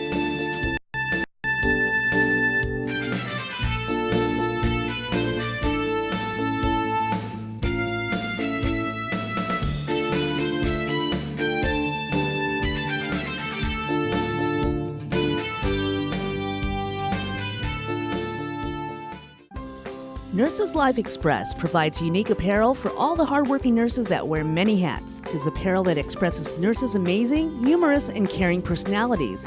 After all, nurses are as influential as their united goal to help others. Nursing's not easy, but somebody's got to do it. For more information, please call 562-270-4312 or visit their website at www.nurselife.com. www.nurselyfe.com. Nurseslife.com, where nurses' lives are expressed. 3 balls, 2 strikes, the pitch. Make your team look like pros with custom lineup cards. Whether you are a travel team, rec team, all-star team, or just some old guys playing slow pitch, we can make your team look a little better with some custom lineup cards. For the umpire, for the opponent, for the scorekeeper, for the dugout, no matter where your lineup card goes, you will look like a big league team with your team logo and name on top of your personalized lineup card. Just visit CustomLineupCards.com. With the best prices in town, you are sure to hit a home run with us. Visit CustomLineupCards.com and go pro. Are you watching the game at home? Why? Come watch it at Mambo Grill, the hottest spot in Downey. You'll have good food, drinks, and a great time at a low price. We have the coldest beer in our sports bar, where you can enjoy the game on any of our huge flat screen TVs. And when your home team wins, you get 25% off anything in Mambo Grill. We're on Downey Avenue, 1 block north of Firestone, or visit us on the web. Mambo Grill, love at first bite. Hey, bro, this is a good game. You know what would make it better? What, bro? A michelada. A michelada? What's a michelada? A michelada is somewhere in the middle of a Mexican Bloody Mary and a Mexican margarita. Oh, I got you covered, bro. You got a cup in your pocket? No, sir. I got my pocket-sized michelada. Mucho macho michelada. Pocket size? Pocket size, so you can take it with you anywhere you go. Where'd you get that at? At the nearest convenience store, and you can also buy it at muchomachomichelada.com. You know what will make it better? After we get drunk, if they had a line we can call. We can call their drunk line. You can leave a message and then log on to the site and listen to your stupidity afterwards. What's that number? It's 855-MICHE-69. What's that number again? 855-MICHE-69. Awesome. Mucho macho michelada.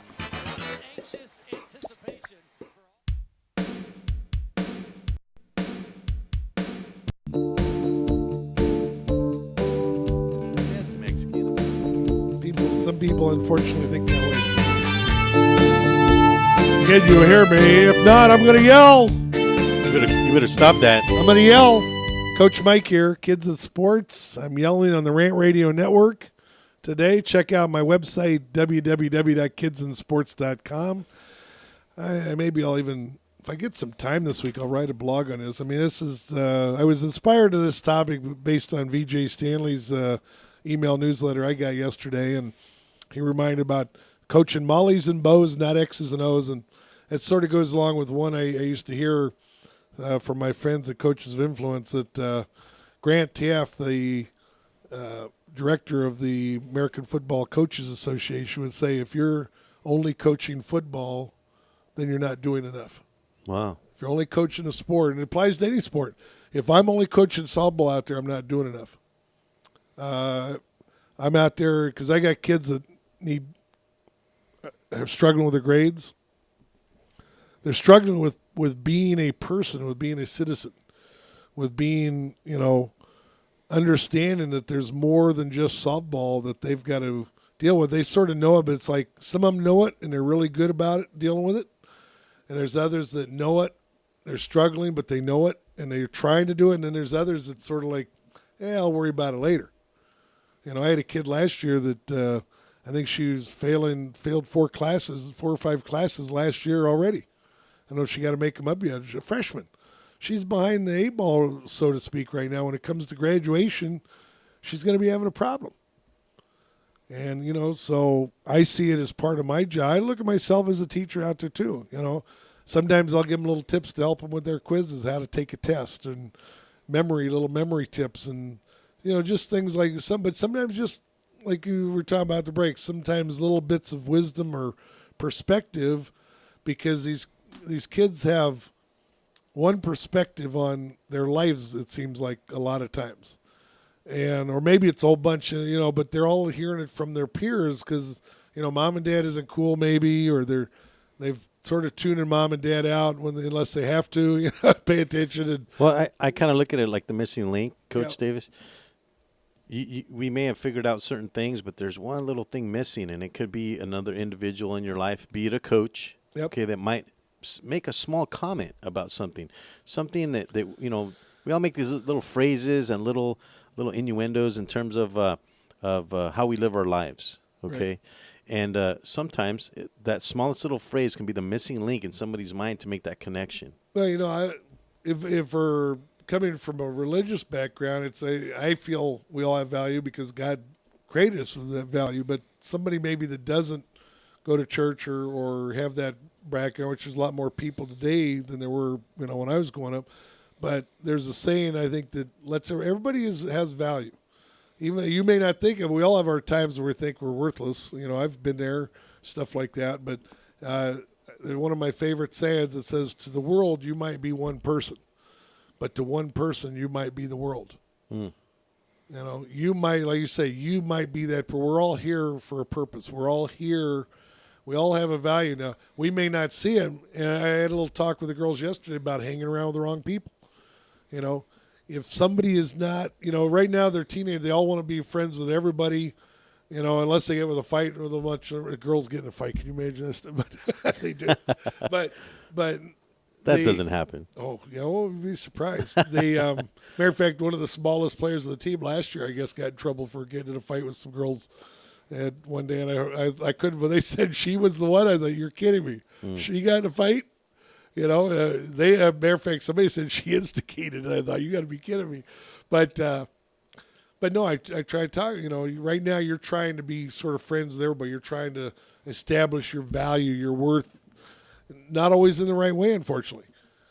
And I said, sometimes you need to cut loose some friends because they're not really your friends. If they're taking you in a negative direction, you need to think about that. At some point, doesn't mean you got to be rude to them. Doesn't mean you got to hate them or nothing like that. You just, I'm not going to hang around with you because this is not where I'm going. I've got a direction I want to go. I got a positive direction I want to be going. You're not helping me get there, by encouraging me or supporting me. You're trying to get me into drugs, or you're trying to get me to be a hater, or to disrespect my teacher or whatever it is.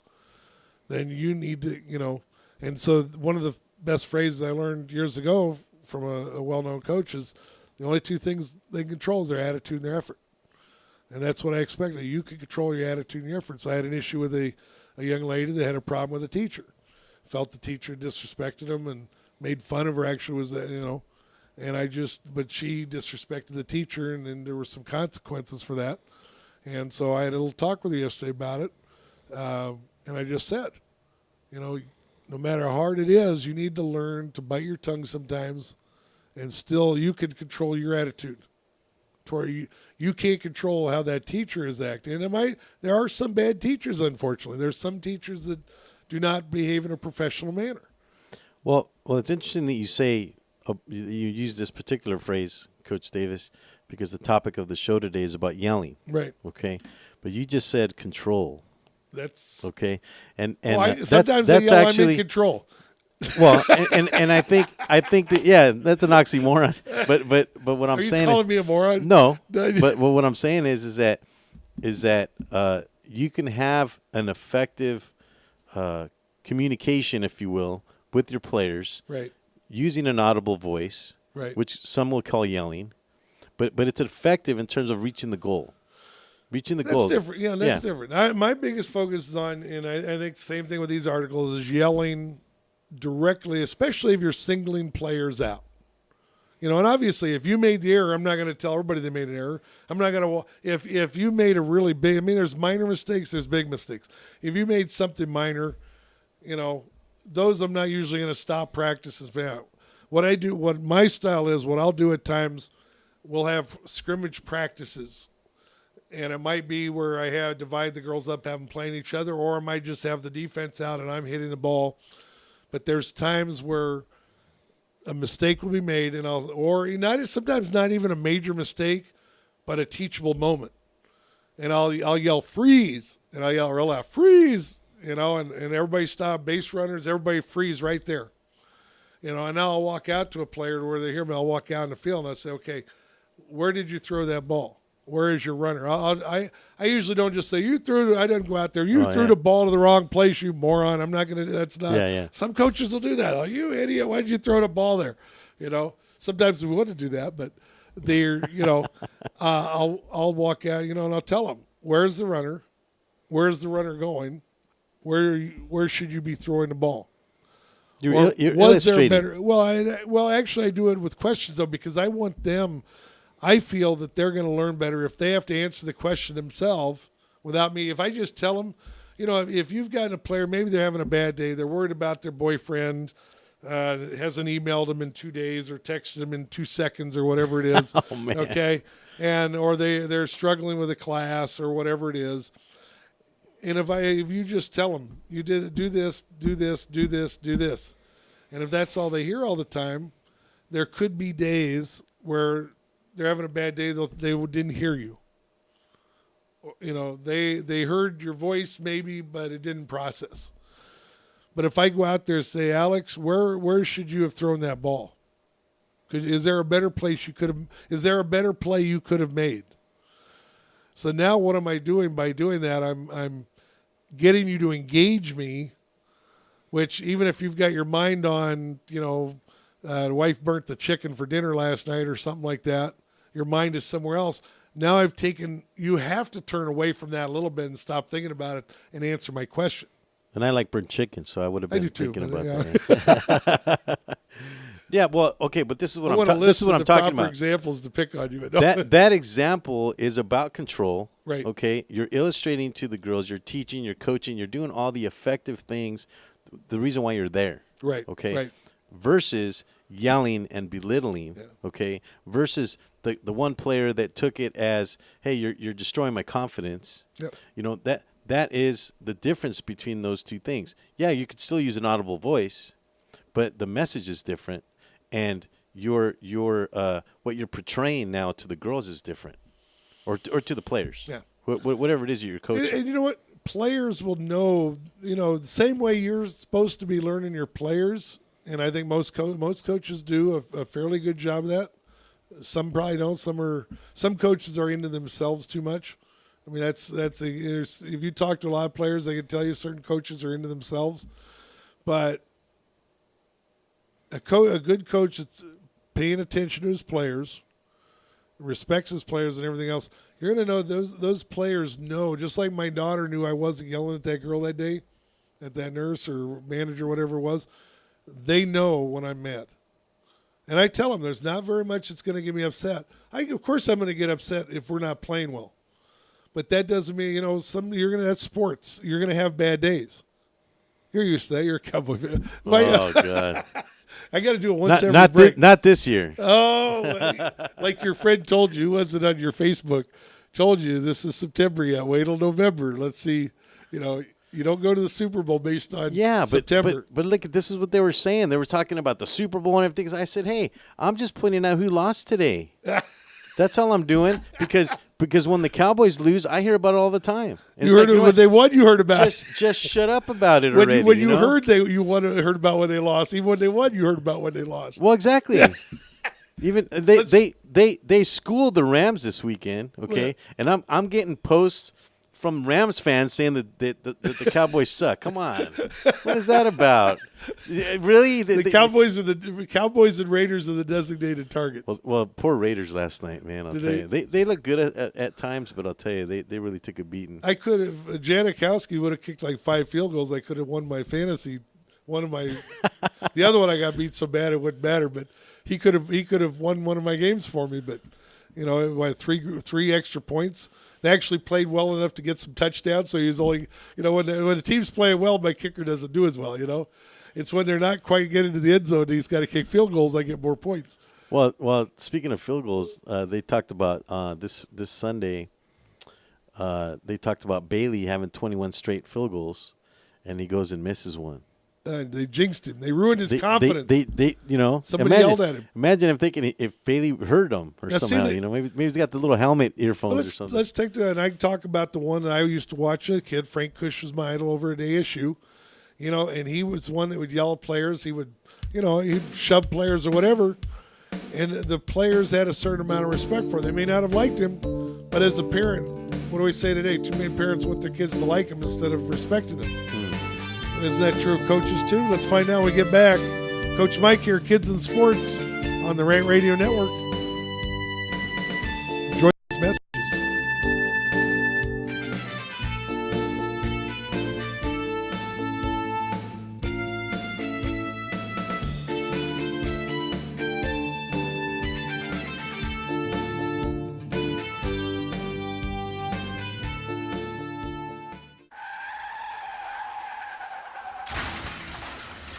Been in an accident? Then you need your vehicle professionally repaired. That's exactly what you get when you bring your vehicle to Greg's Auto Body Repair. 3 quotes within minutes. We will provide everything you need for a hassle-free auto body repair, from an accurate estimate to working with your insurance company. We will get your vehicle to its pre-accident condition as soon as possible. Greg's Auto Body has been serving Los Angeles County and local cities since 1970. Call us at 562-789-1300.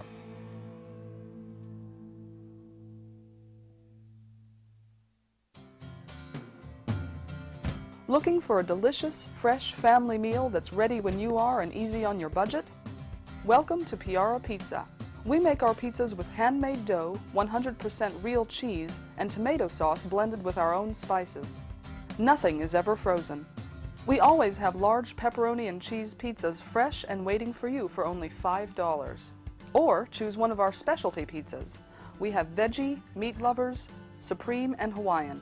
Add an order of our amazing hot wings, cheesy bread, or breadsticks. Our locations are ultra-modern, ultra-clean, and open 7 days a week. Visit any one of our locations today, or check us out on the web at www.piarapizza.com. Piara Pizza. Fresh, hot, and ready for you when you come in. Stop in for your Piara Pizza today. The Share Foundation is the health division of the Coy Chiropractic Institute, a 501c3 509A2 public nonprofit organization dedicated to the growth and development of the natural health care services, in particular through the chiropractic profession, offering health services at the Share clinics in the greater Los Angeles area.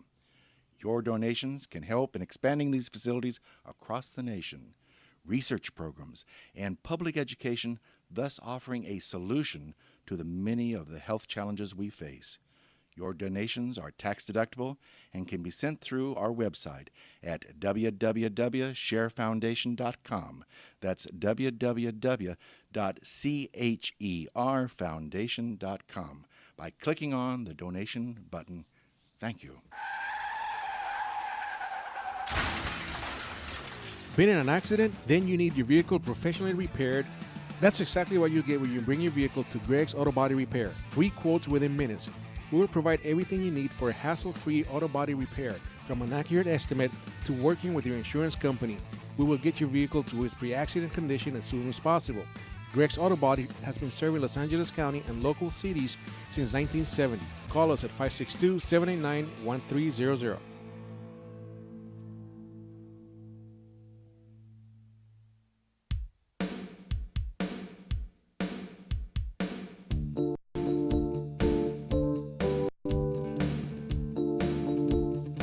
Cowboy. I believe it or not, I actually root for the Cowboys sometimes. There, I just don't want to let people know about it. You know, the Cowboys do play the Packers. Good. I think it's later on in the season, so I'll have to invite you over. Coach Mike at Kidz and Sports on the Rant Radio Network. I've been picking on Alex's Cowboys, but I haven't yelled at him. Well, they're not my Cowboys, but I do like the team. I actually went to school with the Cowboy. Did you really? Bob Brunig was middle linebacker for 11 years. Went to Alhambra High School in Phoenix. You know what's funny about that is I made an offer on a property a few weeks back. It was a set of units there in Garden Grove. The listing agent, used to play for the Jets. Oh wow! Yeah, I won't say his name, but he used to play with the Jets. I want to say back in the early '90s. I met one of the old Jets that played with Joe Namath. Went to one of the 4 Life trainings of Dr. Coy up there, and went up one of the meetings one night, and there's a guy there that's a distributor now that he played with, was a tight end with Joe Namath. Oh wow! And I asked him, we asked him how was it to play with Broadway Joe, and he said, he was the nicest guy in the world. He said he would do anything for anybody. Really? Yeah, just said a great guy. Hey Joe, sponsor my show, will you, Joe? Well, I wanted to bring something. We were talking about the Raiders game last night and the Broncos, and there was a commercial. It was a commercial about the Manning story, and something they were showing little clips of it, and they had Archie Manning, the dad, Eli, Peyton Manning, and the Giants got creamed this week today. Oh God, poor guys, man. But look at the Colts. The Colts beat. I can't remember who they played, but they beat whoever they were playing. Oh, San Francisco. They won, yeah. They beat San Francisco, and that which was somewhat of a surprise because the Colts lately have been kind of falling short. But they were showing these clips of when they were kids, and I didn't realize they had an older brother, and for the life of me, his name eludes me. But if he wasn't a quarterback, no. well, the thing is, he was headed for that. Oh, was he was headed to be a quarterback. Okay. And he got like a spinal injury, or had some spinal surgery done, wow. So he wasn't able to play. But they showed a clip of them when they were younger. There's the 3 boys, okay, and I believe it was Peyton Manning. He was wearing a Cowboys jersey. Uh oh.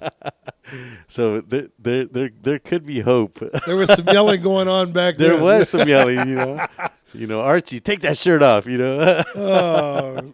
I don't think jersey. I don't think Archie even had to deal with the Aints when he was there. I don't think they started that till after he was left, if I remember correctly. So I don't know. I don't know the story. You know the Aints? The Aints? You never knew about the Ain't fans? The Ain't fans. You had the Saints had such a long string of losses. And they were a couple of years they were really bad. And the fans were wearing go to the game with paper bags over their heads. They called themselves the Aints. You're kidding me. But I think that was after Archie's day. I think he was always pretty exciting to watch.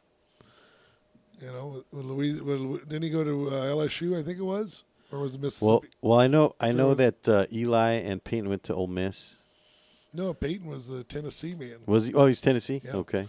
That was one of the things where they said about maybe he was the older brother. Maybe, I'm thinking of getting paid for play. As far as paying the players, and the one thing that I don't. As a matter of fact, I just heard another commentary, another talk show the other day. Said, look, they're already getting their education, but where I would agree something different is when they're, if the university, if it's a real popular player and they're selling a bunch of their uniforms with their name on them, then I think they should get a piece of that. Maybe put it in an account, give it to them when they graduate or something. But yeah, if you're going to make a bunch of extra money, not just people coming to the games, the money you make. Because some schools don't make as much as they think. They think everybody they make so much football just because they see 50,000 or 100,000 fans in a stadium. But, they got to share that money with the other schools in the conference. Northern Arizona University, for years was trying to get the Board of Regents to make ASU and U of A play them, and they knew they were going to get creamed. They didn't care about that. They wanted to play at Sun Devil Stadium because they get a big piece of the cut of the attendance or whatever. But there's a lot of other expenses. So not all these schools are making as much money. Oh, they got $6,000 for this bowl. If you look at the bowl money breakdown, that money gets divided in the conference. It doesn't all go to that school. So there's not all of them are as rich as they think they are. But if they're making a lot of money selling paraphernalia, selling uniforms or whatever with a player's name, then I agree they should probably get something of that. That I could go along with. Anyway, back to yelling. We're talking about yelling to kids, and I think we agree on one thing, that it's not just the tone of voice, the tone of the voice, it's the level of volume of the voice. Yeah, it's the tone you use, it's how you direct it. Are you belittling players? And especially with young kids, to make a statement to a 6-year-old, gee, do you really, if you don't want to be here, I'll get somebody that does. Well, that goes back to that commercial with Harbaugh. Yeah, you know what I mean? He's sitting there yelling at the kids about things that you'd be telling a professional team. Right. And they turn around, they're a bunch of maybe 6-year-olds, 7 or 8-year-olds. You know what I mean? And the mom saying, "Well, maybe this was such a good idea," Right. But it's showing kind of the absurdity of it. Well, I think, like I said, I like it had both sides of it, because the dad was going to come up and just say something. He said, "I've got this." They come up, "Good job, coach." And he appreciated the other side. The other side is you got volunteers in most cases out there. In 99% of the cases, it's a volunteer out there that's not getting paid anything, spending their time. So what do you accomplish when you go up and start yelling at them as a parent? And you're doing to them exactly what you want them to stop doing to your kid. Yeah, exactly. So, and in that case, in the case of that commercial, Harbaugh really wasn't belittling the kids. I mean, it was... for that age, he was a little over it, because obviously he's expected to know these plays, like you say, that were advanced and stuff. But he wasn't out and out belittling them, And I think most parents and most volunteer coaches would be in that stage more, where they're expecting the kids, like we talked about earlier, they're expecting the kids to know something they haven't been taught yet. Yeah. Now, realistically, though, Harbaugh has done a great job with the 49ers. He obviously has. They've won some games. Well, not only that, but there was one incident that I remember last season that he actually butted his shoulder with the other coach. I remember that. And there was a bunch of hype about it afterwards. But that was that one incident that really exposed him as a coach. And I think he's doing a great job with the 49ers. Coaches are human, and even at the pro level, there's a certain amount of teaching that has to go on. People forget that part. That's why my slogan, "Teach first, win later," is important. Now, one thing, so I have some friends of mine that are in the coaching stuff too, though. They say, obviously at the paid levels, at the higher levels, especially in football, for example, and probably football, basketball, baseball would be the three to come out. You don't have time to win later. People want you to win now. And I think that's always true, but I think the coach can help manage that too. I think some fans are better than others. There's some places where they realize, look, we're not going to win it all this year. Yeah, this guy is supposed to be a great coach, but we're not going to win it all this year. We'll give him 2 or 3 years. When you see a coach, they pull him out after 4 games or something like that. He's losing. It's not getting done.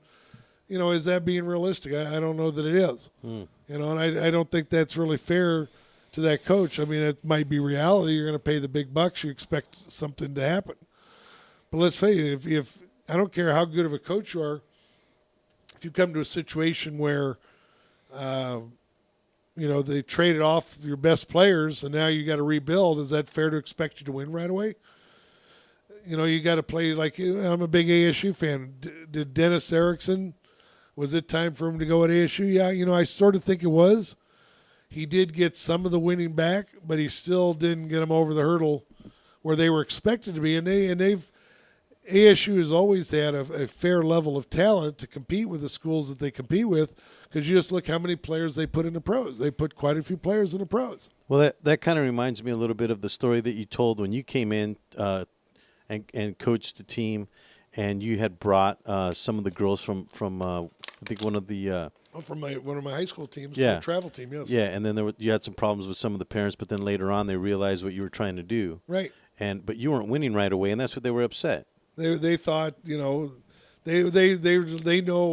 their daughters, and they know how to coach them, but they didn't throw in the fact what they told me later is they forgot we have to manage the chemistry. I guess the primary example in softball, your kid might be a great shortstop, or your kid I might have another shortstop that is better, that's terrible at first base, or she's terrible in the outfield. She can't judge a fly ball. So I put your kid in the outfield, and you're going, wait a minute, coach, my kid's a shortstop. Yeah, but your kid's also a great outfielder. This other kid has a problem because of her vision or whatever it is. She doesn't judge a long fly ball well. Your kid's great. So for the team, it might be better to have your kid playing center field and let the other girl play shortstop. Even though your kid might be a better shortstop than the one there, but the team might suffer. It all depends on the chemistry you have, on the talent you have. That's the whole Moneyball concept. Yeah, you got to look at more than an individual player, and I think, especially today, where travel ball coaches, as we've talked here, in softball, basketball, sure, what are they getting the big bucks for? Because they're going to get your kid a scholarship. They're not getting paid because they're going to win nationals. They don't get extra pay for winning nationals. Okay? They do indirectly, because if they won nationals, that makes, they're that expert coach. And so they must be doing everything. And that's, for most of them, that's probably true. Well, they're holding the title. But in every sport, at every level, there are coaches that have won a championship that weren't a great coach, but they did it because they had superior talent. They had a great team that year, okay? But then a couple of years later, all of a sudden they're losing, and people say, wait a minute, what happened? You were such a great coach. No, they weren't a great coach just that one year. Their players had great years. Well, now it's my turn to beg on you a little bit for the cheeseheads. Okay. Coach Lombardi. You're talking about the chemistry between a good coach that doesn't have such a great team, or a great team that doesn't have such a good coach, and when you have the combination, I think that good coaching is to help the team evolve. Right. And this is where Coach Lombardi actually shined, and I think that's why he's cherished, if you will, is because he got past that. Coach Wooden knew his players. Yeah, he knew his players. He helped them evolve. Look how long he was successful. How do you stay successful that long? Well, it's the message. The message. There's more to it than just the talent on the field. Coach Mike here, Kidz and Sports on the Rant Radio Network, and we'll be back.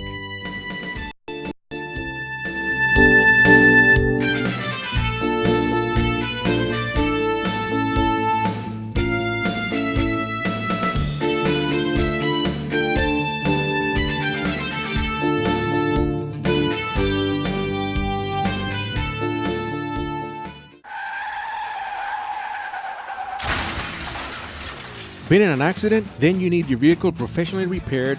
That's exactly what you get when you bring your vehicle to Greg's Auto Body Repair. 3 quotes within minutes. We will provide everything you need for a hassle-free auto body repair, from an accurate estimate to working with your insurance company. We will get your vehicle to its pre-accident condition as soon as possible. Greg's Auto Body has been serving Los Angeles County and local cities since 1970. Call us at 562-789-1300.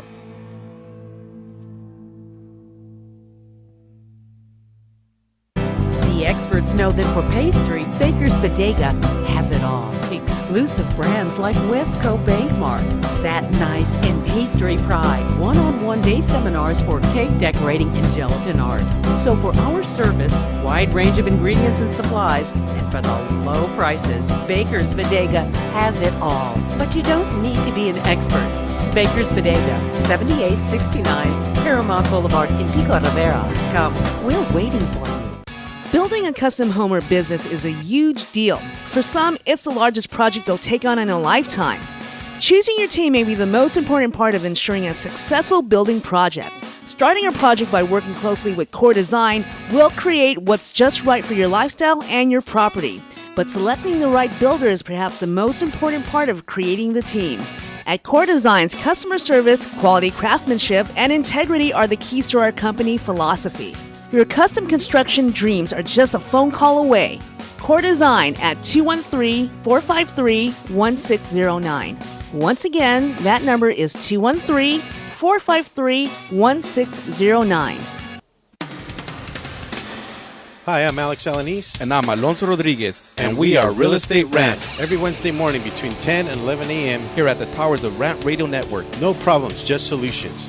Be sure to call in with your real estate problems, rants, questions, or comments, and let us try find you a solution. Tell us about an experience, good or bad, and finally bury the hatchet once and for all. In the world of real estate, find a fresh perspective. There's a lot more than meets the eye. Help us to ensure the public trust, one rant at a time.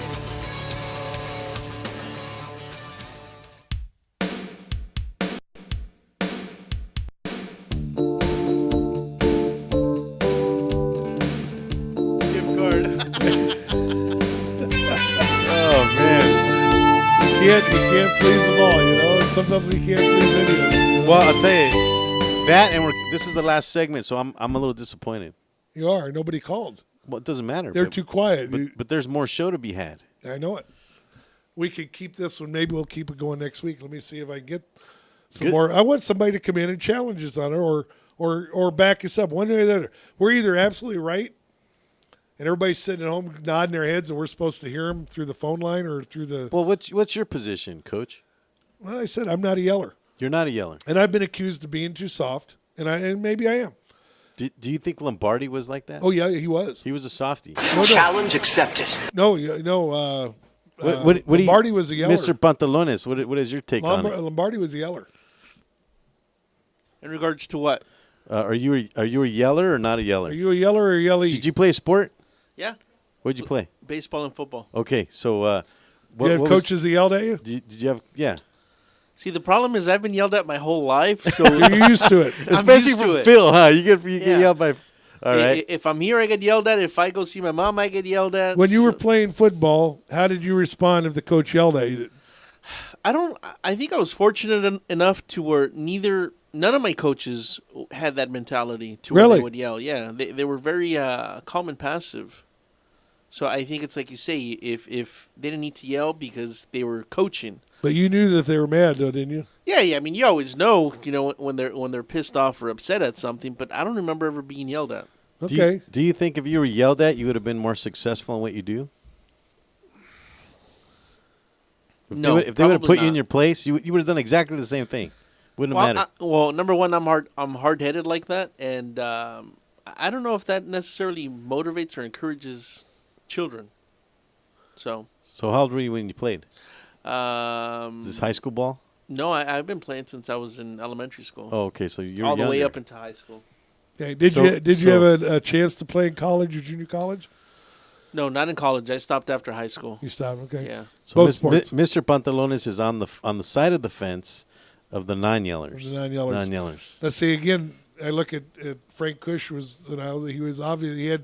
He had what he called hamburger drill. I mean, there were consequences. If you screwed up, and I give you two examples that I remember seeing as a kid. Now let me just ask real quick. Who's Frank Kush? Frank Kush was ASU's head coach. ASU, okay. From 1950, I want to say 57 or 56, somewhere around there till 1980 or 81, and I think if he had not been fired, and I said there's a lot of people that say he was unjustly fired, I would sort of tend to side on that side of the college. To me is a little bit different, but especially in his case, because you couldn't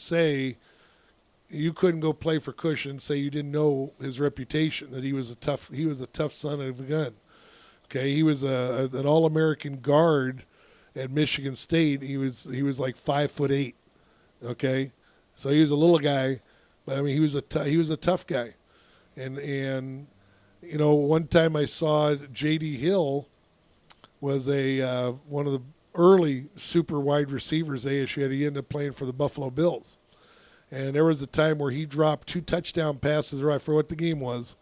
He dropped 2 TD passes in a row. He had his defender beat by 5 yards. He was fast. The guy smoked. Both quarterback put the ball in his hands. he went off the other side of the field behind the opposing team's bench and everything to come all the way around so he wouldn't have to go by Cush right away. So I take it he was a yeller. Oh yeah, he would. I never heard him practice at what level, but I know when he got fired, there were a lot of the players that, and a couple of those guys were Cowboys. Danny White was a Cowboy, Bob Bruni's a Cowboy, but a lot of the players that said, there were times we hated his guts, but we would not have made it as far as we did without him. He was a great coach. And So there was that combination that I'm talking about. There's a combination there. And he said, there was a player one time, a running back, that was going to quit the team. I think he was married and had a kid and I guess, had a lot of personal issues going on at home and was going to quit the team. And Cush drove, I think, to Oregon or something to get the guy back to let him know, hey, look, how can we help you? We're your team here. We're family. I mean, the guy was an amazing coach.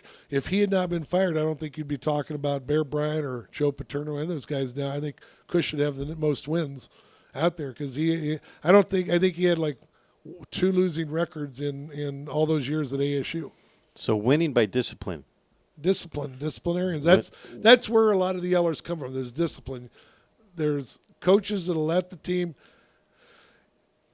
And, I used to say, well, coaching girls is different, but no, some girls' teams are about discipline too. Or we can call it winning by fear. Well, some of it's fear, some of it's discipline. I think I think those two don't have to be together, but they usually are. But there's teams that have succeeded greatly because they were very well disciplined teams. They don't make mistakes. And there's other times, a lot of times I want to try. My philosophy is I try to put more ownership of the success of the team on the girls. I'll say, this is your team. Not just my team. This is your team. Okay? You got to take ownership. When you make mistakes, you're hurting your chances of succeeding. And if you just want to put it all on the coach, you're missing an opportunity there to fix the problem, like you say, to redeem yourself. Well, I mean, I got that from the Norwalk team, and Right. I agree with it. But let's take it to the next level, okay? Yelling a lot of times, because we've talked about mistakes, okay, and errors, but it flows over to something else, and it flows over to, I think, to ability, okay? And if somebody's getting angry at another person for lack of that ability, I think that's where it becomes belittling and That's where it becomes wrong. and destructive. Yes. And it goes along with what you were saying before about a sin. Don't you think it flows over to that? I think it can. It can. It can. Yeah. Yes. If you're, and this is the thing. If I want to correct the error you made, I don't necessarily want to change you. Okay. If I yell at you about, Alex, you're so stupid, you can't even field that ball right. Well, that's what I'm talking about. That's wrong. It's kind of like, okay, so you're in the middle of a game, okay? There's certain rules that you have to follow. You have to play all the players. There's Not in high school. No, you don't. No. Well, what I'm saying is rec ball. In a Okay, sense, let's talk about rec Okay. ball for a second. Where you have to play all the players. Okay. And let's say you're down by 2, and you're coming up on the 7th inning, and it looks like you're going to lose the game, and you have to send out one of the worst players that you have on the team because it's part of the rules. That's okay. Right. You can't really get upset at the fact that individual doesn't have the ability to not make that play. Right. And the disappointment comes when they don't. Right. Okay. Well, there shouldn't be a disappointment. There should be a greater joy when they do make a play. And I guess that happens. There's a joy there that some of these coaches miss. I think if you're so if you're 10 and under rec team, you're so hung up on winning that you find some way to hide that kid. And there's coaches that have intentionally gone against the rules and left that kid on the bench. And they might even come up with the excuse it was a discipline issue because we are allowed, most rec leagues will have a thing there because some parents or players combination took advantage of it. No, I get a player every inning, so I don't have to show up for practice. I don't have to do, So there are a lot of coaches that said, look, you're defeating the purpose and the intention of what you're supposed to learn out here. If you don't show up for practice, you shouldn't be automatically getting to play. Yeah. And so a lot of leagues now do have a stipulation that you can bench a player for disciplinary reasons and not put him in every other inning, but you need to go to the board. You need to let the board know, hey, I'm not going to play this player every inning today because here's what. And they have to say, yeah, you're right. That player deserves, and they'll talk to the parent or whatever. So, but the coaches that will do that will intentionally try to hide that player because they want to win that game, are missing on an opportunity to have excessive joy when that player turns around and suddenly has a breakthrough moment. We all hear about players having that breakthrough moment where they find, well, that's the same thing, kids. What I like to say, I wrote a book teaching sports to kids, and one of the chapters I have in there is listen for the click. One kid might have natural ability and just, be out there and they'd be gung-ho.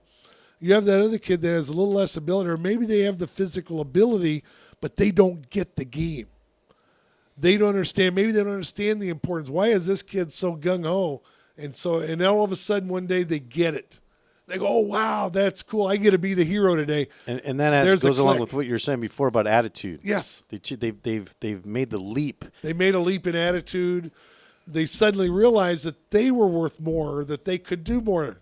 That's what sports is. That's what we see sports is trying to teach them, how to succeed, how to overcome obstacles and stuff. And that kid, if all they hear about is they're not good enough, they're not good enough, they're not good enough, they don't realize maybe they are good enough, they just haven't gotten there yet.